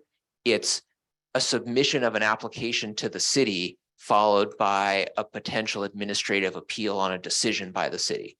We could tell them to meet and confer, but at some point the property owner still has to file the application. I understand. The tenant's views on it are taken into account at each step, but ultimately it's between the city and the property owner, whether or not the city approves the application. And I understand that. I'm just asking whether we can tack into that process something that encourages the parties to meet and confer and to be able to tell the city that they have made a good faith attempt to do that. It either has worked or it hasn't worked. I mean, that happens in courts all the time. I'm always getting yelled at by judges. You got to go meet and confer with the other side and come back and tell me what the outcome of your meet and confer was. We could add it in.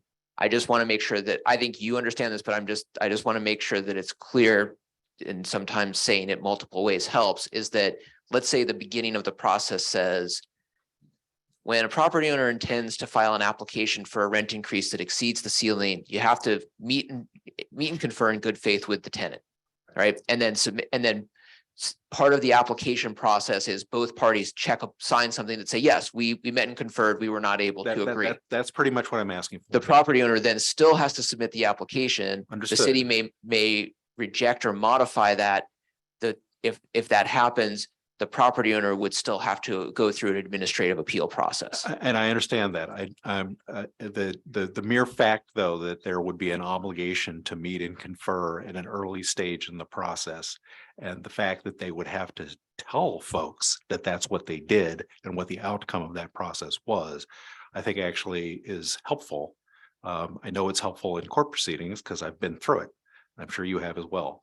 So having something built into the process that imposes that obligation without requiring an outcome would be useful, I think.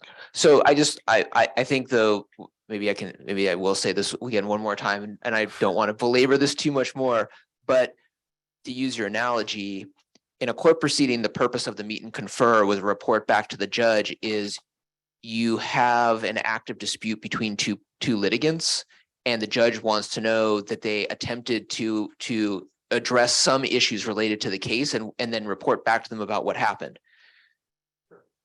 What's being adjudicated under this approach is not really a dispute between the property owner and the tenant. It's an administrative determination by the city about whether or not the rent increase satisfies the requirements of the municipal code, and then any appeal might be between the tenant and the property owner, but it may also be between the property owner and the city because of the city's determination at the first level. And so all I'm saying is that meet and confer process might be relevant to the ultimate outcome of the proceeding and the adjudication, but it might actually have no bearing on the proceeding whatsoever. And I understand that, and that happens all the time in court proceedings too. Yes. I mean, the judge says, go meet and confer, and the parties come back and say, we met and conferred and we didn't get anything done. Right. That happens all the time, but at least it imposes a burden on the parties to have that conversation and to be able to say that they did. Okay. So I'm wondering, so we've been on this topic for about 45 minutes. And given that, we want the draft ordinance, or in this case, it could be two, to be something that doesn't lock us into one path. And also given that we've, gotten lost up here, and I want to make sure that the public fully understands this too. I'm going to suggest in the council, let me know if you feel the same. I think we should just go with two ordinances. Let's do both, because there's more risk in us making the wrong decision now and then having to do a lot of backpedaling than to really allow this one to be, because if it requires two ordinances, there's a lot of considerations that we might not be able to get through in the next 45 minutes. Let me make a suggestion. And just say where I'm coming from. Sure. Is that I am in favor of A, which is the landlord files and the tenant can object.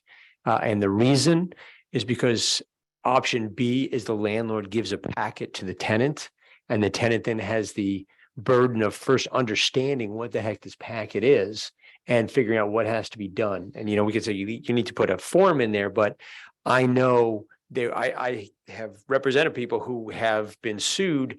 They got this packet. It says in their packet somewhere that they're supposed to do something, but they don't understand it because they're not lawyers, and they just get it and they see, oh, I don't have to do anything until this other date. And then all of a sudden, they lose the case and they lose the right to reply. And it sounds like what option B is that if a tenant does not reply within a certain period of time, they're going to lose their right to basically contest it. And I wouldn't want that to happen. So for that reason, I think A is probably more appropriate, in my opinion. I'm only one person up here, but that's my logic. So I don't know, Councilmember Carroll, let's go that way. I'm thinking we do A and B. You say A, what's your thoughts? My thought would be A, and I think the meet and confer could be perhaps structured administratively in the process. In other words, that when the landlord files whatever paperwork, that would be one of the first steps, is that the person representing us, preferably, in my opinion, a member of our staff, schedules a meeting to make sure everybody understands the process and where we stand. And that serves that purpose of making sure everybody understands what the rules are and both sides know what their rights and their responsibilities are down the road. And I think doing process A and dealing with that administratively would solve that issue. Can I ask a question? In a way, isn't that what the mediation is? That you have both parties sitting down with a neutral party saying everybody understands the rules and this is not binding. We're trying to work this out in a friendly way. And if you can't, then it goes to arbitration and it's more adversarial. But mediation is really a meet and confer with a third party. Does that Am I misreading that? No, I don't think you're misreading what mediation is. I Okay. agree with that. Okay, so, all right, so, We just put both forward and I mean, well, it's just gonna do more work for staff. So if we kind of can, Yeah, it's pretty much the structure of the ordinance. and- Yeah. Right. Okay, so we have an A and A, B, Councilmember Harrell. If I understand the options that are in front of me, A. So what I heard is there's a prevailing preference for what staff has been labeling rent stabilization. So that would be the landlord files an application that goes through a review process. Is that what you understood, Councilmember Harrell? That's A. Yes. Okay, so we've got 3-2. So let's go with that.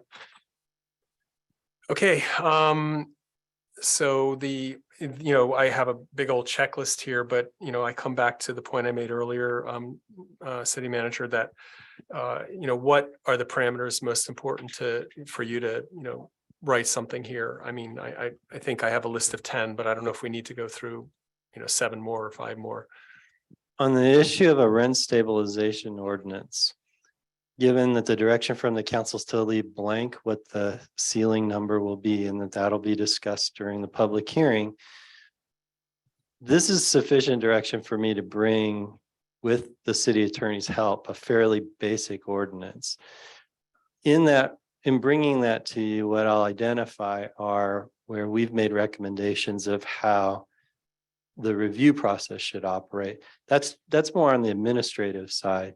And I've looked at enough of these ordinances that I think we can bring you what our recommendation would be with some options for you if you aren't comfortable with them. Actually, some of the cities that have adopted rent stabilization more recently have gone to fairly streamlined processes.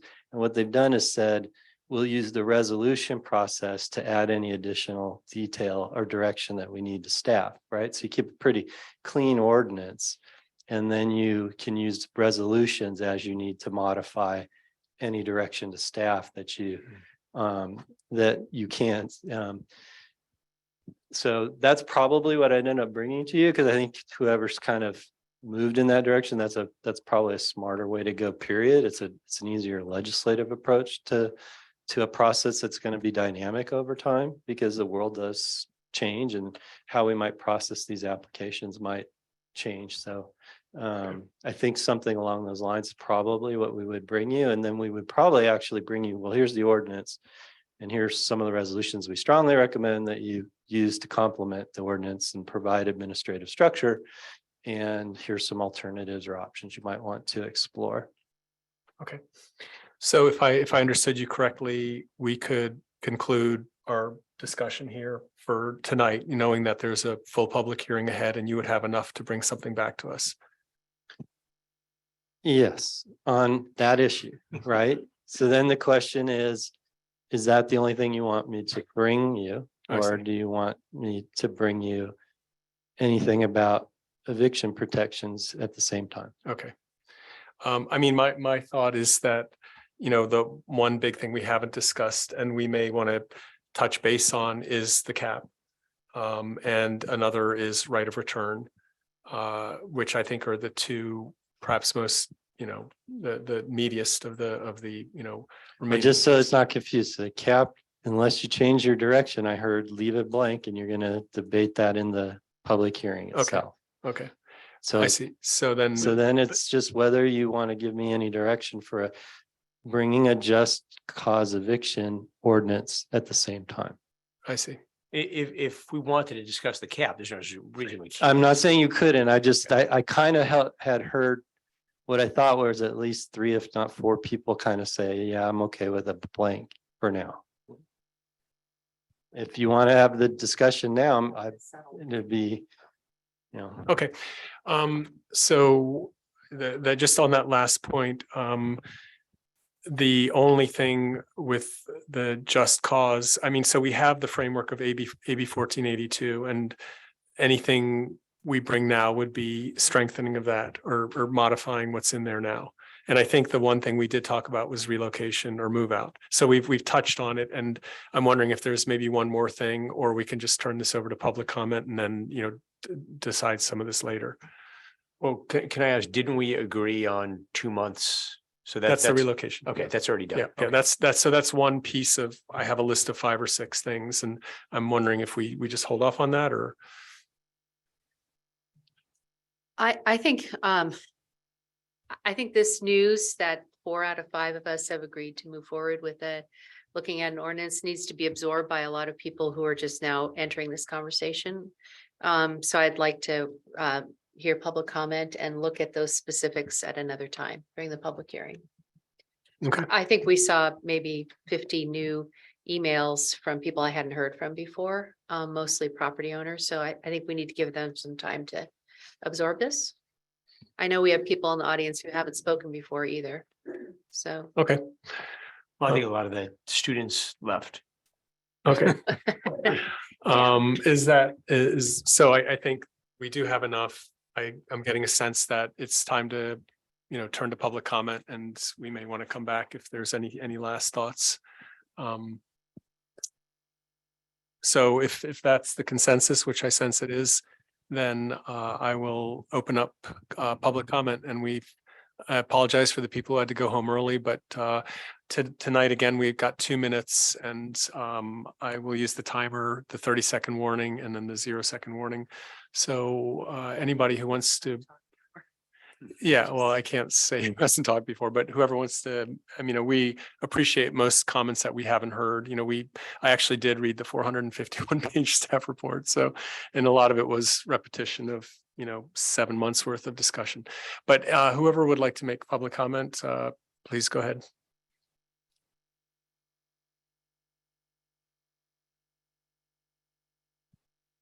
Good evening, guys. And if you can just say who you are and where you live. Yeah, my name is Tristan. I live at Skylark. I'm one of the founding members of the Skylark Tenants Association. I had a much longer thing here, but in the interest of time, I'll cut to the meat of it.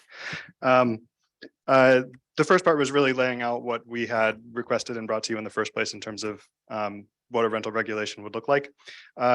Ultimately, the items we presented to you don't really represent a substantial change in the status quo of the Larkspur renter landlord relationship. There has never been an issue in our city before, because everyone in Larkspur, be their landlords or tenants, has de facto operated this way for decades. You don't have to worry about unintended consequences, because if there were unintended consequences to this type of landlord-tenant relationship, they would have happened in the past when everyone just agreed to do that because that was the right thing to do. All we're asking of you is to make these de facto agreements de jure. We're advocating for strong rental protections because the conditions that let this exist have changed and is no longer, and it's just simply no longer the case. Right now, the situation at Skylark is unique, and we know that. The market and the conditions that led to that are not. They apply to everyone. We are not an exception or warning. We're the first. So Tristan, I don't want to cut you off, 30 but seconds, 30 right? seconds, please. Let's see here. A strong rent control ordinance won't solve the housing crisis overnight. It won't make new construction magically easier, but it is a vitally important stopgap that will protect tenants while the city, county, and state work to address the supply problem, because that is ultimately what we're feeling the brunt of. And rent control will make sure that tenants are not unjustly affected by that. Thank you. Great. Tristan, thanks so much for your brevity.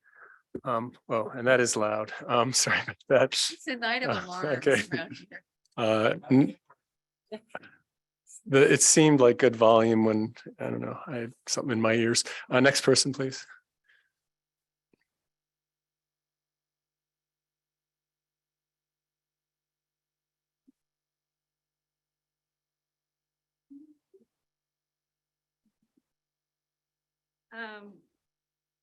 Hi, can you hear me? Sure. I'm Ann Clark from, excuse me, Larkspur Courts. You're proposing a rent cap along with mediation. It seems like that's where you're going. I think I don't like that part of the mediation. You're putting the burden on the, onto tenants.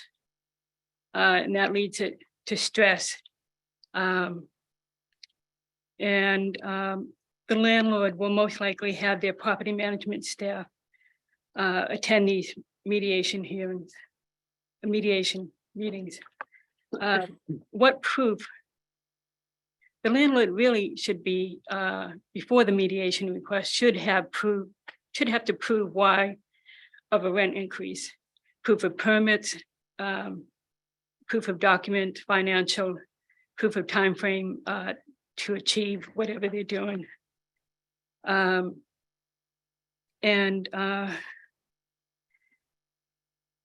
this repeats for each and every tenant within the building for the rent increase. I mean, one rent increase is not going to achieve, roof, new roof. So it's going to be happening to a lot of tenants. So really, it just should start with the landlord proving that they need this money. Am I up? Yeah, another 25 seconds. Yeah. So I'm not for mediation. Okay. Okay, great. Thank you so much. Yeah, I'm Allison. I'm sorry. Is there a way to turn the volume down now? I know I didn't. I sort of thought that was a good noise, but it's kind of obnoxious now that I hear it. I'm sorry. Either. Is that a volume control? No, that's the time. Okay, sorry. 1 second, Jyoti. See if I can turn this thing down. Is it coming from this box? Okay, maybe I'll just put a blanket over it. My watch is going to go off. Okay. Yeah. Allison's the solver of all problems. It's okay. Okay, maybe that's it. Okay, sorry, people. Just cover your ears. I'll give you a hand sign. Go ahead. Good evening, Council. Appreciate the direction you're giving staff, and would like to just urge you to perhaps, along with what you've suggested to them, to just include the relocation and also the Ellis Act eviction loopholes. We all know, and a lot of research has been provided where that has been proven that under current state law, the Ellis Act evictions can easily be abused, where landlords use that to bypass rent control by evicting long-term tenants under the pretense of removing a unit from the market and then re-renting the unit to new tenants. And I know that's been brought up to this. I think Councilmember Way, you brought that up to this council. So along with this direction, we'd like to propose that you give direction to staff, because I think we think this is a major issue. And we're proposing the following to stop this abuse. There's a few things that we're proposing we think would help with that. And to close this Ellis Act eviction loopholes. One is the landlord should be liable for the to tenants for triple damages if they re-rent their unit within 2 years of the Ellis Act eviction. Number two, landlords should only be able to charge the amount of rent charged to the originally evicted tenant, plus any lawful increases under rent stabilization if they re-rent their unit within 5 years. Number three, that the evicted tenants should have the right of return for 5 years following an Ellis Act eviction. And number four, that landlords should provide at least 100 days of notice for Ellis Act eviction.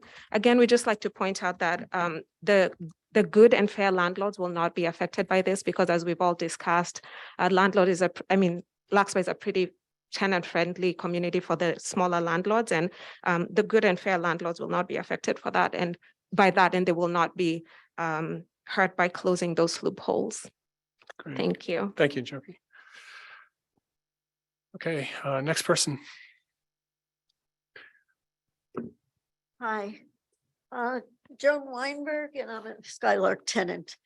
And I'm supposed to talk about no fault evictions, relocation payments, and right of return. So the relocation payments that you're talking about are 2 months worth. 2 months worth of what?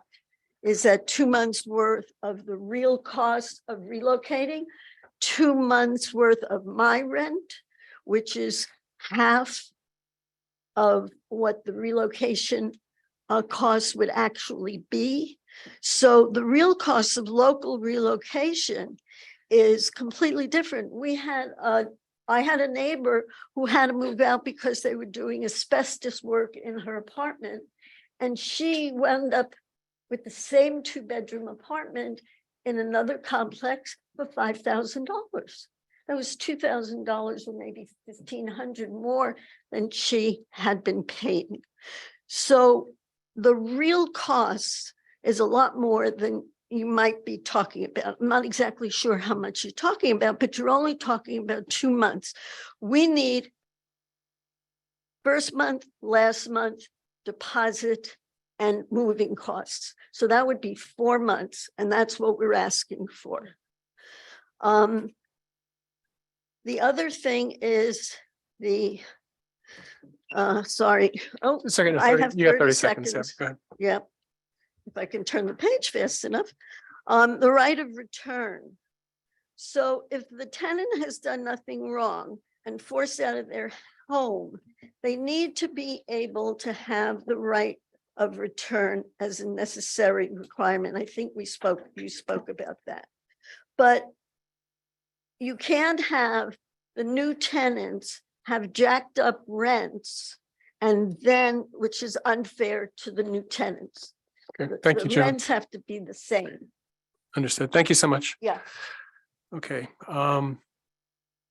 Yep, go ahead.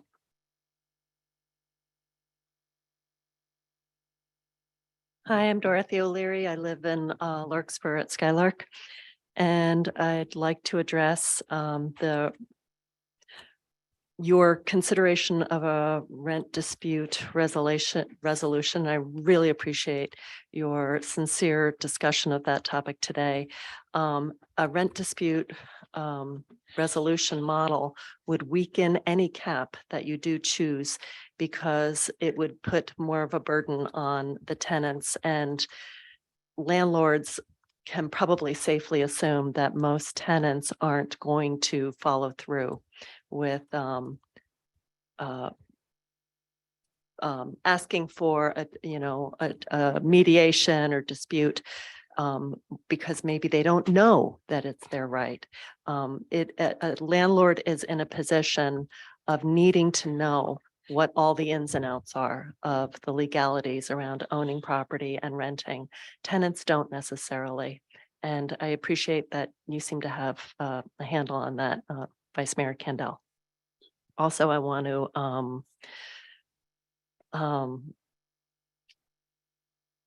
say that it's really intimidating for tenants to be put in a position of having to take their landlord to task. Landlords are inherently in a position of power, and it's really unfair to ask the tenants to do something that they might not even know where to begin with. Like, do I need to hire a lawyer? What do I do here? So I just want to give you that perspective. And I also want to offer, because I think it needs to be said, that I can be sued for taking my garbage out. Whether or not the person suing me wins is another story, right? You can be sued for using that loud beeper. 4 seconds. And It's coming again. yeah, but I'm not going to win, right? So I trust that you as council members will be able to, with all your legal knowledge, put together something that is going to be solid, because Okay, Dorothy, we nobody do have should to be end. I said I would be bullying you. strict. Right. So thank you for your comments. Nobody should be bullying us with legislation. Great, thank you. Okay, thank you. Point well taken. Next comment, please.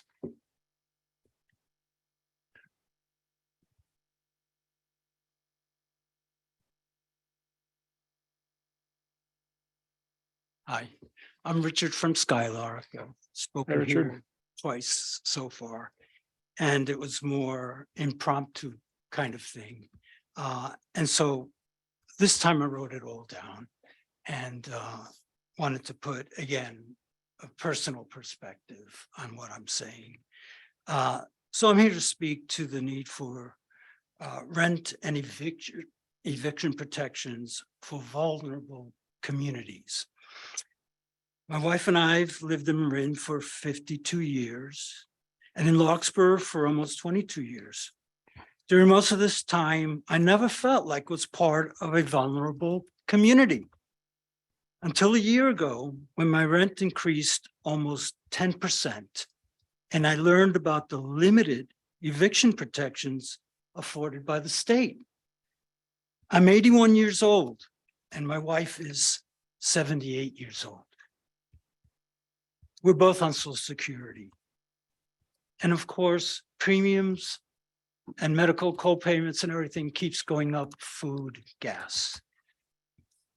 My wife is also disabled from multiple chronic illnesses. And I'm also her caregiver. Over the years, we've built an unofficial team of medical providers. Living in Skylark, we're close to these providers, and just as important, just 5 minutes from Marin General Hospital. Having to relocate due to eviction and unaffordable rent would impose a huge disruption in our lives, not to mention the financial burden of the move, the financial burden of the move, probably out of Marin after all these years. Richard, just have a couple seconds if you just want to have a I would last sentence also there. like to consider the destructive effects of evictions and unaffordable rents on children and young families. Okay, Richard, thank you. Thank you. I appreciate it. And I do want to say I definitely have taken your comments to heart. I remembered last time you were up there. Yes, please. Hello, Mayor Paulson and Council. My name is Romeo Arrieta. I'm with the Marin Association of Realtors, and we're located in San Rafael. I wanted to make a couple of comments. Many of them have been addressed or considered. I'd ask to please consider whether or not the various policies you're considering actually increase the availability of rental housing. I would suggest that they do not create any units, and no units would be created. I would also caution from swinging the pendulum so far as to discourage would-be mom and pop housing providers from being able to provide housing. Many of those mom and pop housing providers are also have a limited income and depend on the rents to be able to fund their retirement. There is an existing state law. I think we need to give that a chance to work. Several of the overly strict policies may cause existing housing providers to pull their rental properties off the market, as we've seen in other nearby communities. And several of these policies, even if you are selling a home or a property in Larkspur that you're not intending to rent, these policies will have an effect on the sale of those properties, because what ends up happening is the fewer things that you can do with your property means less interest, means less marketability, and it clouds the transaction for homeowners. Thank you. Great. Thank you. Thank you, Romeo. Okay, next comment, please.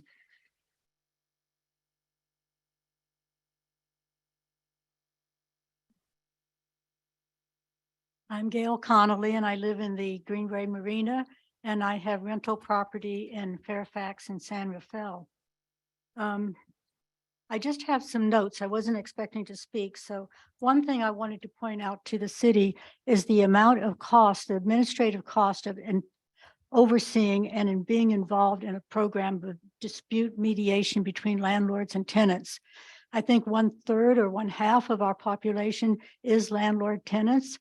And you're going to get involved in all of those cases, it's going to break the city, or it's going to really depreciate the assets you have.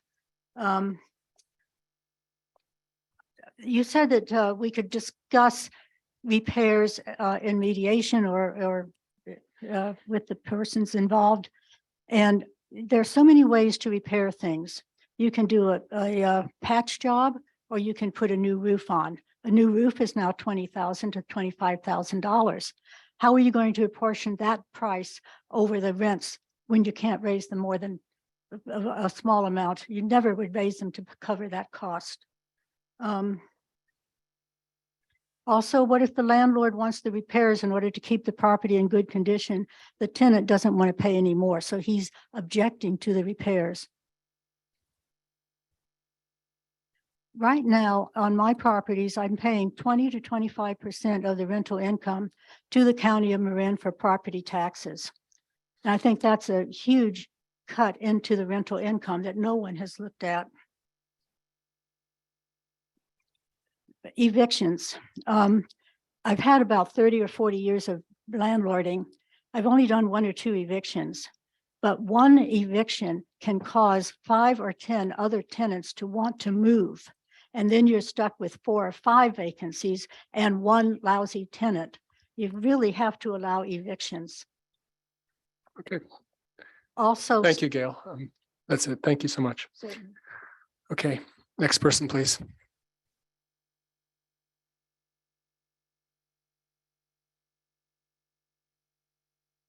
Good evening, Mayor Paulson and City Council members. My name is Angelina Soldatos, and I am with the California Apartment Association.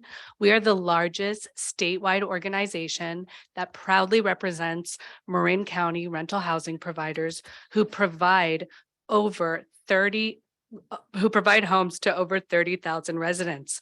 We strongly oppose any efforts in adopting added rental regulations that go far beyond the California Tenant Protection Act. The City Council has held numerous meetings and workshops, and it has become abundantly clear that they are unable to identify an actual issue. The city staff report suggesting rent control between 1% and 4% blatantly ignores the housing providers who must upkeep with heightened operating costs, especially when Larkspur's rental housing providers are primarily local families.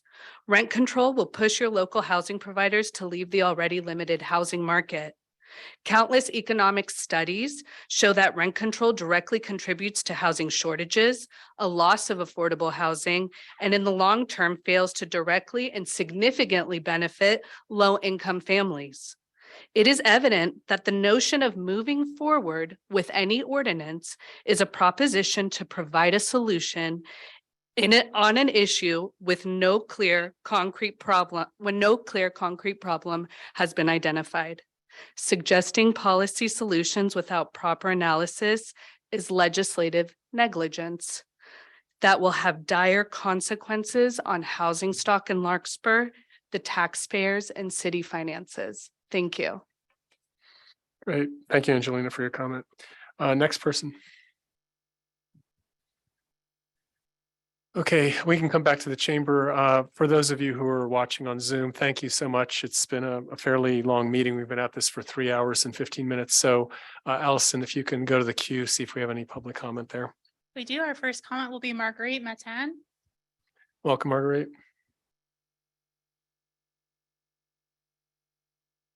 Not sure you might be muted. We don't hear you. I'll start this when you are audible. And I'm going to ask Marguerite to unmute. Not seeing a response yet. I'll move to Scott Jones. Okay, welcome, Scott. Thank you. I'll try to keep it brief. I just want to frame it. I have been a virtually lifelong resident of Marin, 20-year resident of Central Marin. I'm also a Skylark resident. This is specifically targeted to Councilman Ray. As a Skylark resident, I want to say that I'm insulted by the way you have framed us. You have put us in the position of being a marginalized, annoying, and minor problem, rather than, as Tristan was saying, we are actually at the forefront of what is going to be a larger problem. So it is very clear that you are not for the rental. Excuse me, Scott, I'm going to interrupt you. I don't really appreciate a direct attack. If you have a point to make, a policy point to make, please do it. We're all up here deliberating. We're all trying to express our opinions honestly. So please continue. I apologize. It's stating my opinion honestly too. And I just want to show where someone sits on the board. So that's all I have to say. Thank you. Next comment. Next speaker will be Joan Lubomirsky. Welcome, Joan. Thank you. Joan Lubomirsky, longtime resident of Larkspur. This was the mom and pop question, like 1 to 3 units, was mentioned at an earlier meeting. And I, as have a one unit. And I would hope that, because not all one mom and pops are sophisticated landlords and whatnot. I would hope that there would be consideration given to those units not being included in your program. Thank you. Thank you, Joan. And just a quick comment, both Joan and Angelina, I think part of what we're trying to draft up here are exemptions. So when people say mom and pop, ADUs, houses, one bedrooms, 1, 2, 3, 4 plexes, that's not been decided. So I don't think that should be something that we've considered final yet. Next comment, please. Next speaker is Jason Saris. Welcome. Jason, I'll ask you to unmute.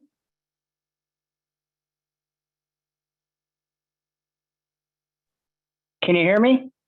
Yeah, now we can, please. Okay, great. I just have to switch screens. Give me a second. Okay, I'll start when you're ready. Okay. Go ahead. I was formerly homeless for like 12 years. And from my experience, many people become homeless because they can no longer afford the rent.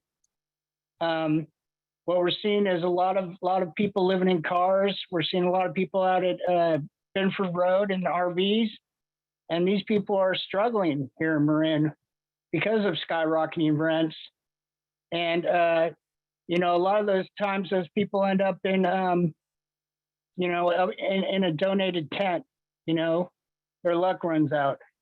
I'm getting reports about a lot of, middle-aged residents who are living in their cars and parking at the YMCA so they can get their showers each day. So I want the council to please consider the in-house residents of Marin and enact rent stabilization and strong tenant protections. Thank you. Thank you, Jason. Next speaker, please. Next speaker is caller ending in 24675. Yes, good evening. Hi, can you tell us your name and where you live? Yes, my name is Emilio Pineda. I am from Larkspur and I live over here at the Skylark Apartments. I have to congratulate your councils to do the work that you are doing. You are opening to a wonderful situation where, it is a moral values that are at stake here. And we are in the brink of an amazing and an incredible economical downfall. What you are seeing right now, it is only the tip of the iceberg of what is going to develop. Coming now to Prime, who is the management company here, they are the villains. They are attacking seniors. They are exposing all of us on building 12 and building 22 to asbestos. So I will suggest all of you inspectors to come and take a look of the horrible conditions under we are being put on. So I thank you very much for lending ears and making the laws that are necessary in our town in order to create the right way to save people's lives, because life is at stake at this moment. I will appreciate it if you keep continuing in the wonderful way you're doing. And I think that we do have good grounds to make this rent control viable. Thank you very much. Great, thank you for your comment. Next, please. Next speaker is Jenny Silva. Welcome, Jenny. Hi, thank you for having me. I'm Jenny Silva. I'm the board chair of the Marin Environmental Housing Collaborative. And I'm calling because we are in a housing crisis and we need to respond now. As MEC board chair, we are working hard to get more affordable housing built. We are also supporting the housing element process, which is pushing communities to build the housing we so desperately need. But it will be years before this housing is available to live in. In the interim, we need to continue. We are continuing to lose our non-uber wealthy renters. Back when I was in business school, I learned that rent-controlled reduced rental units, basically the argument that Councilmember Candle and several commenters laid out. The consensus has changed since then, and the economic research does not support that rent stabilization has a meaningful impact on housing supply in California. It is an economic reality that without rent control, landlords benefit from restricted rental supply. Landlords without rent stabilization have a strong incentive to fight new housing. I will point out that Marin has not had rent stabilization, and we have the lowest production of housing in the Bay Area for many decades, much lower than housing production in San Francisco, which has much stronger rental protections. Rent stabilization programs are better designed than the old rent control programs. The old style of rent control programs could be problematic, but that is not what we are discussing now. There is a great deal of concern about the relationship between tenant and landlord. We can't legislate good relationships. If the landlord and tenant are both reasonable, they will develop a good relationship regardless of the law. But we must recognize that in this environment, landlords have much more power than tenants. I strongly believe that the burden should be on the landlord, and I'm very wary of a process that would require the tenant and landlord to confer outside of a third party. It's just too intimidating for the tenants. And as one commenter mentioned, it puts them in a very unfair position. I'm very glad to see the embracing of a rental registry. I think it's vitally important for all the reasons discussed. I greatly encourage Larkspur to move this forward and to give protections to the tenants. Thank you. Thank you, Jenny. Next speaker, please. Next speaker is Stephen Rajninger. Welcome, Stephen. Thank you. My name is Stephen Ranger. I'm a homeowner in Madrone Canyon. And I strongly believe we need rent stabilization in Larkspur. We all have friends and neighbors and relatives and classmates whose families are struggling to pay rent in Larkspur. We know without rent stabilization that low-income residents, seniors, and families are put at great risk for being evicted or priced out of their homes. We want to improve our Bay Area housing crisis here in Larkspur. We don't want to make it worse.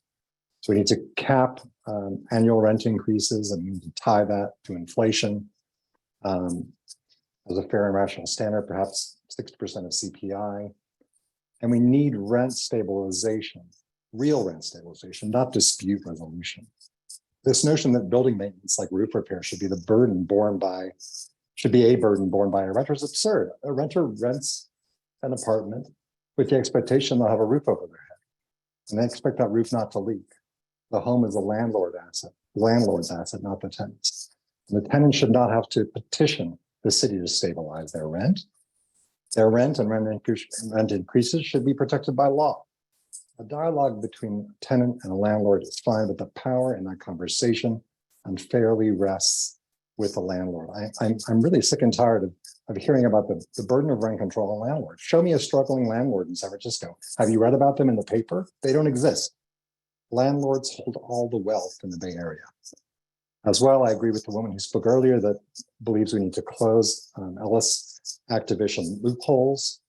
We also need special protections for people with special needs. This is really important. Someone's life should not be turned upside down on the whim of a landlord to pad their pocket or provide a convenience for move-in by a family member. This is really important for this city to own. This Great, thank you, Stephen. Thank you. Great, thanks so much for your comment. Next speaker, please. Next is Susan Monheit. Welcome, Susan. Hi, thank you for taking my call. I grew up in Marin, and I inherited the house when my mother died, which is in Tiburon. And I am attending this council meeting because I see that Larkspur, your actions will set a precedent for what may cascade through Southern Marin. I'm a mom and pop landlord. I have one piece of property that I rent that one day I intend to move back into. And I'm greatly concerned that eviction stipulations will prevent me from being able to live in my own property in the future. I'm a landlord who reduced the rent for my tenants by $1,000 a month for 2.5 years during COVID. And the fear of rent control is forcing me to have to start raising the rent, because when the music stops, I don't want to be a landlord that can't maintain my property because it's under market rental in perpetuity. So Councilperson Scott Kendall very succinctly summed up at the beginning of this meeting the short-term gain for the long-term loss. And I think that was very accurate. And I am in that category. Thank you for taking my comment. Great. Thank you, Susan. Next speaker, please. Next speaker is Lucy Hollingsworth. Welcome, Lucy. Good evening, Mayor and Council members. This is Lucy Hollingsworth from Legal Aid of Marin. We appreciate how hard this council has worked to gain knowledge on the critical issue, and we urge you to take what you have learned and send it around the 51% of your constituents who are renters in Larkspur. Legal Aid of Marin is the only free legal services providing eviction defense in Marin. Our goal is to keep low-income families, seniors, and historically marginalized people from becoming homeless. Our funders require that we limit our services to those with incomes 200% below poverty guidelines. That translates to $29,000 for an individual and $60,000 a year for a family of four. We know that the high cost of living in Marin, a family of four making $146,000 is considered low income, means that many who need our services do not qualify. This is why we advocate for policy and system changes. Since February of 2022, Legal Aid of Marin has defended 18 Larkspur households in eviction cases. 12 of those cases were for non-payment of rent, and 9 of those cases were seniors on fixed incomes. 4 were BIPOC or Latino families, and 3 were households with children. 4 of these cases were residents of Skylark, and 14 were not from Skylark. Finally, of the households we have outcomes for, 6 were able to remain in their homes and 4 had to vacate. 7 out of the 12 months we looked at were when state and local moratoria were in effect, which greatly affected the outcomes of our cases. Far more Larkspur residents would have been displaced without these protective measures. A rent stabilization ordinance is useless without strong just cause protections. In the words of former Assemblymember Chu, author of 1492, we know 1482 is not enough, but it was the best that we could do, so work locally to strengthen the protections. 1482 cannot be relied on to stop evictions being used to get around a rent stabilization ordinance. Okay, Lucy. Yeah, thank you so much. Thank you for your comments. Okay, next speaker, please. I'm looking for any additional raised hands from our Zoom audience members. Next speaker is Michael Sexton. Welcome, Michael. Thank you. I'm Michael Sexton, Director of Marin Residents. I don't presume to know what's best for Larkspur. However, I do want to tell a cautionary tale in regards to similar rent control ordinances in Fairfax. In 2019, California and Governor Newsom passed statewide rent control, AB 1482. In November, Fairfax passed extra rent control. This extra rent control has hurt homeowners, housing providers, and new renters alike. It's divided the town, potentially opened up the town to lawsuits, and in response to the ordinances, there will soon be a ballot measure specifically written to repeal these ordinances. Extra rent control does not solve affordable housing. In fact, it disincentivizes the creation of new rental housing and the conversion of existing housing spaces into rental housing. As Councilperson Kendall noted, there are numerous unintended consequences of additional rent control that harms renters, housing providers, and homeowners. I really suggest don't fall for the myth that rent control solves affordable housing issue. It creates these issues. You only need to look to Fairfax as a terrible example of what can go wrong if you add extra rent control. Thank you. Great. Thank you for your comment. Next speaker is Kathleen Baylor. Welcome, Kathleen. Hi, thank you. First of all, thank you to Mayor and all of the council members. This is a big job. Thank you for always asking questions to get clarity. I appreciate that. I just made a few notes. Let me just rattle down the list here. I'm Kathleen Baylor and I live in Bon Air Apartments. First of all, I want to say, if it's not already obvious, rent stabilization is not a Skylark unique issue. There are so many other people, and while I feel for them and I'm in support of them, there's a lot of us out there that don't live at Skylark. Secondly, I feel that the burden should be put on the landlord if they need to raise the rent past the cap, which, if I'm clear, it's 5% plus CPI up to 10%. An average year would be around 7%. And a high inflation year like now would be 10%. I can't do any of that. And I know a lot of people that are in the same boat. And as far as, if the burden was put on the tenant, what if there's a language barrier and the tenant can't understand the so-called packet of information there to fill out? There's a lot of folks like that, and that's not fair. Landlords have far more resources to work with. And I feel that a rental registry is a fabulous idea. Also, just cause eviction protection is a must. There are people being put out because they don't fit the I don't know, the amount of money that the tenant wants from them, and so they're trying to force them out. I know a neighbor that's going through this right now. The students that showed up tonight are a very important group of folks that need to be heard and protected. I have a special needs student. I don't want to have to uproot him. He has autism. I don't want to uproot him and take him to a completely foreign and unknown situation where he has to start over. Seniors Kathleen, also- that's it. Thank you so much for your comment. Yeah. I appreciate you. Okay, thank you so much. Next speaker, Allison. I'm looking for any additional raised hands from the Zoom audience members. We'll come back to the chamber. So There's no further. there's no, Zoom. okay, so we'll return to the chamber. Looks like we have a speaker. Good evening, Council. Will Madison with Prime. Clearly tonight demonstrates this is a complex matter.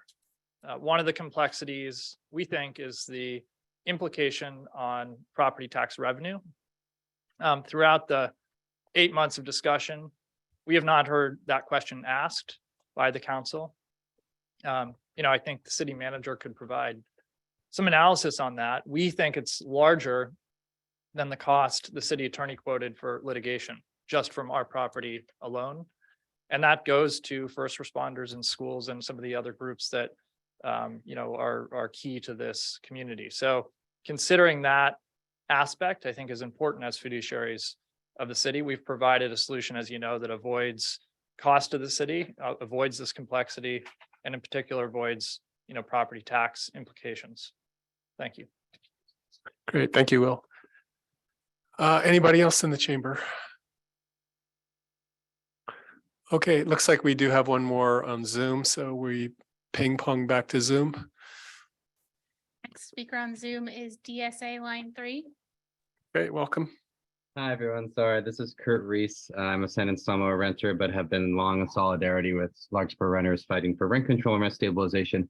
I just felt compelled to get on stack to reply to that last comment. I think it's a bit absurd and certainly disingenuous to essentially threaten the city with a lawsuit that he's admitting will cost many, many hundreds of thousands of dollars for the city, and then say it is somehow the city's burden for taking away that money from social services and people like first responders, when it is the giant corporation issuing maximum rental increases that is threatening to take that money out of the city's coffers. I think that's an absurd and really unfortunate comment.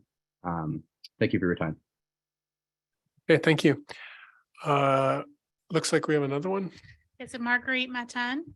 Welcome, Marguerite. Hi, very quickly, they've already gone over the Ellis Act. The 10% increases that happened last year, when there's a 3% increase in wages, is a disequilibrium. And also the fact that, we can be moved out of Skylark for different reasons. I also have a special needs child who is in a specialized classroom in the area. It would be devastating to be moved. And, there is a huge huge difference between tenants and landlords, and, what they can require from us and how we can respond. Thank you. Thank you, Marguerite. Okay, seeing, do we have any other comments, Allison, in the queue for Zoom? We do.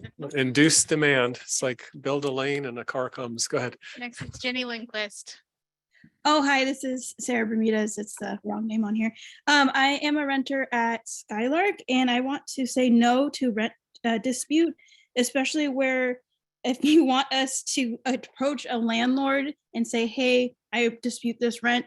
I'm just pulling up a real life example of a previous renter at Skylark who moved last week because he came to the property manager at Skylark complaining multiple months, 3 months about a other renter smoking in their apartment. Prime did nothing. He had an impact to his health and he had to leave that day. And I just think it is ridiculous that you think that they will listen to us if we want to go to them and say no. So thank you for your time. And I, hope you listen to us. Thank you. Great. Thank you, Sarah. Thanks for the comment. All right. It looks like we're done. Let's declare it done. There's no further business. And I think that brings us to a conclusion to item 8.1. It's been a long night, and for those of you who've stuck through this, thank you so much. More to come. I want to thank our staff again. I really appreciate all the time, the analysis. They really make our job possible, and I want to appreciate everyone who's out there, whether you're for or against, any of the issues. We're here to listen. We're here to try to build consensus, to try to do something that benefits the community. So I guess I'll just bring it back one last time to the council if there's any last comments. You look like he wants to say something. Then to the city manager.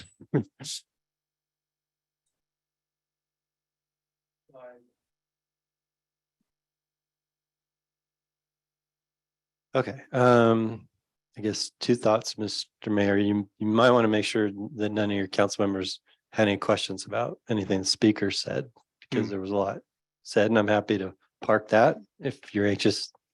Everybody's tired. But the other thing is that just to be clear, if you end the meeting now, this is what I'm going to take away. Start drafting an ordinance on what we've labeled a rent stabilization model, leaving open-ended at this time what the rent ceiling, increase ceiling or cap would be.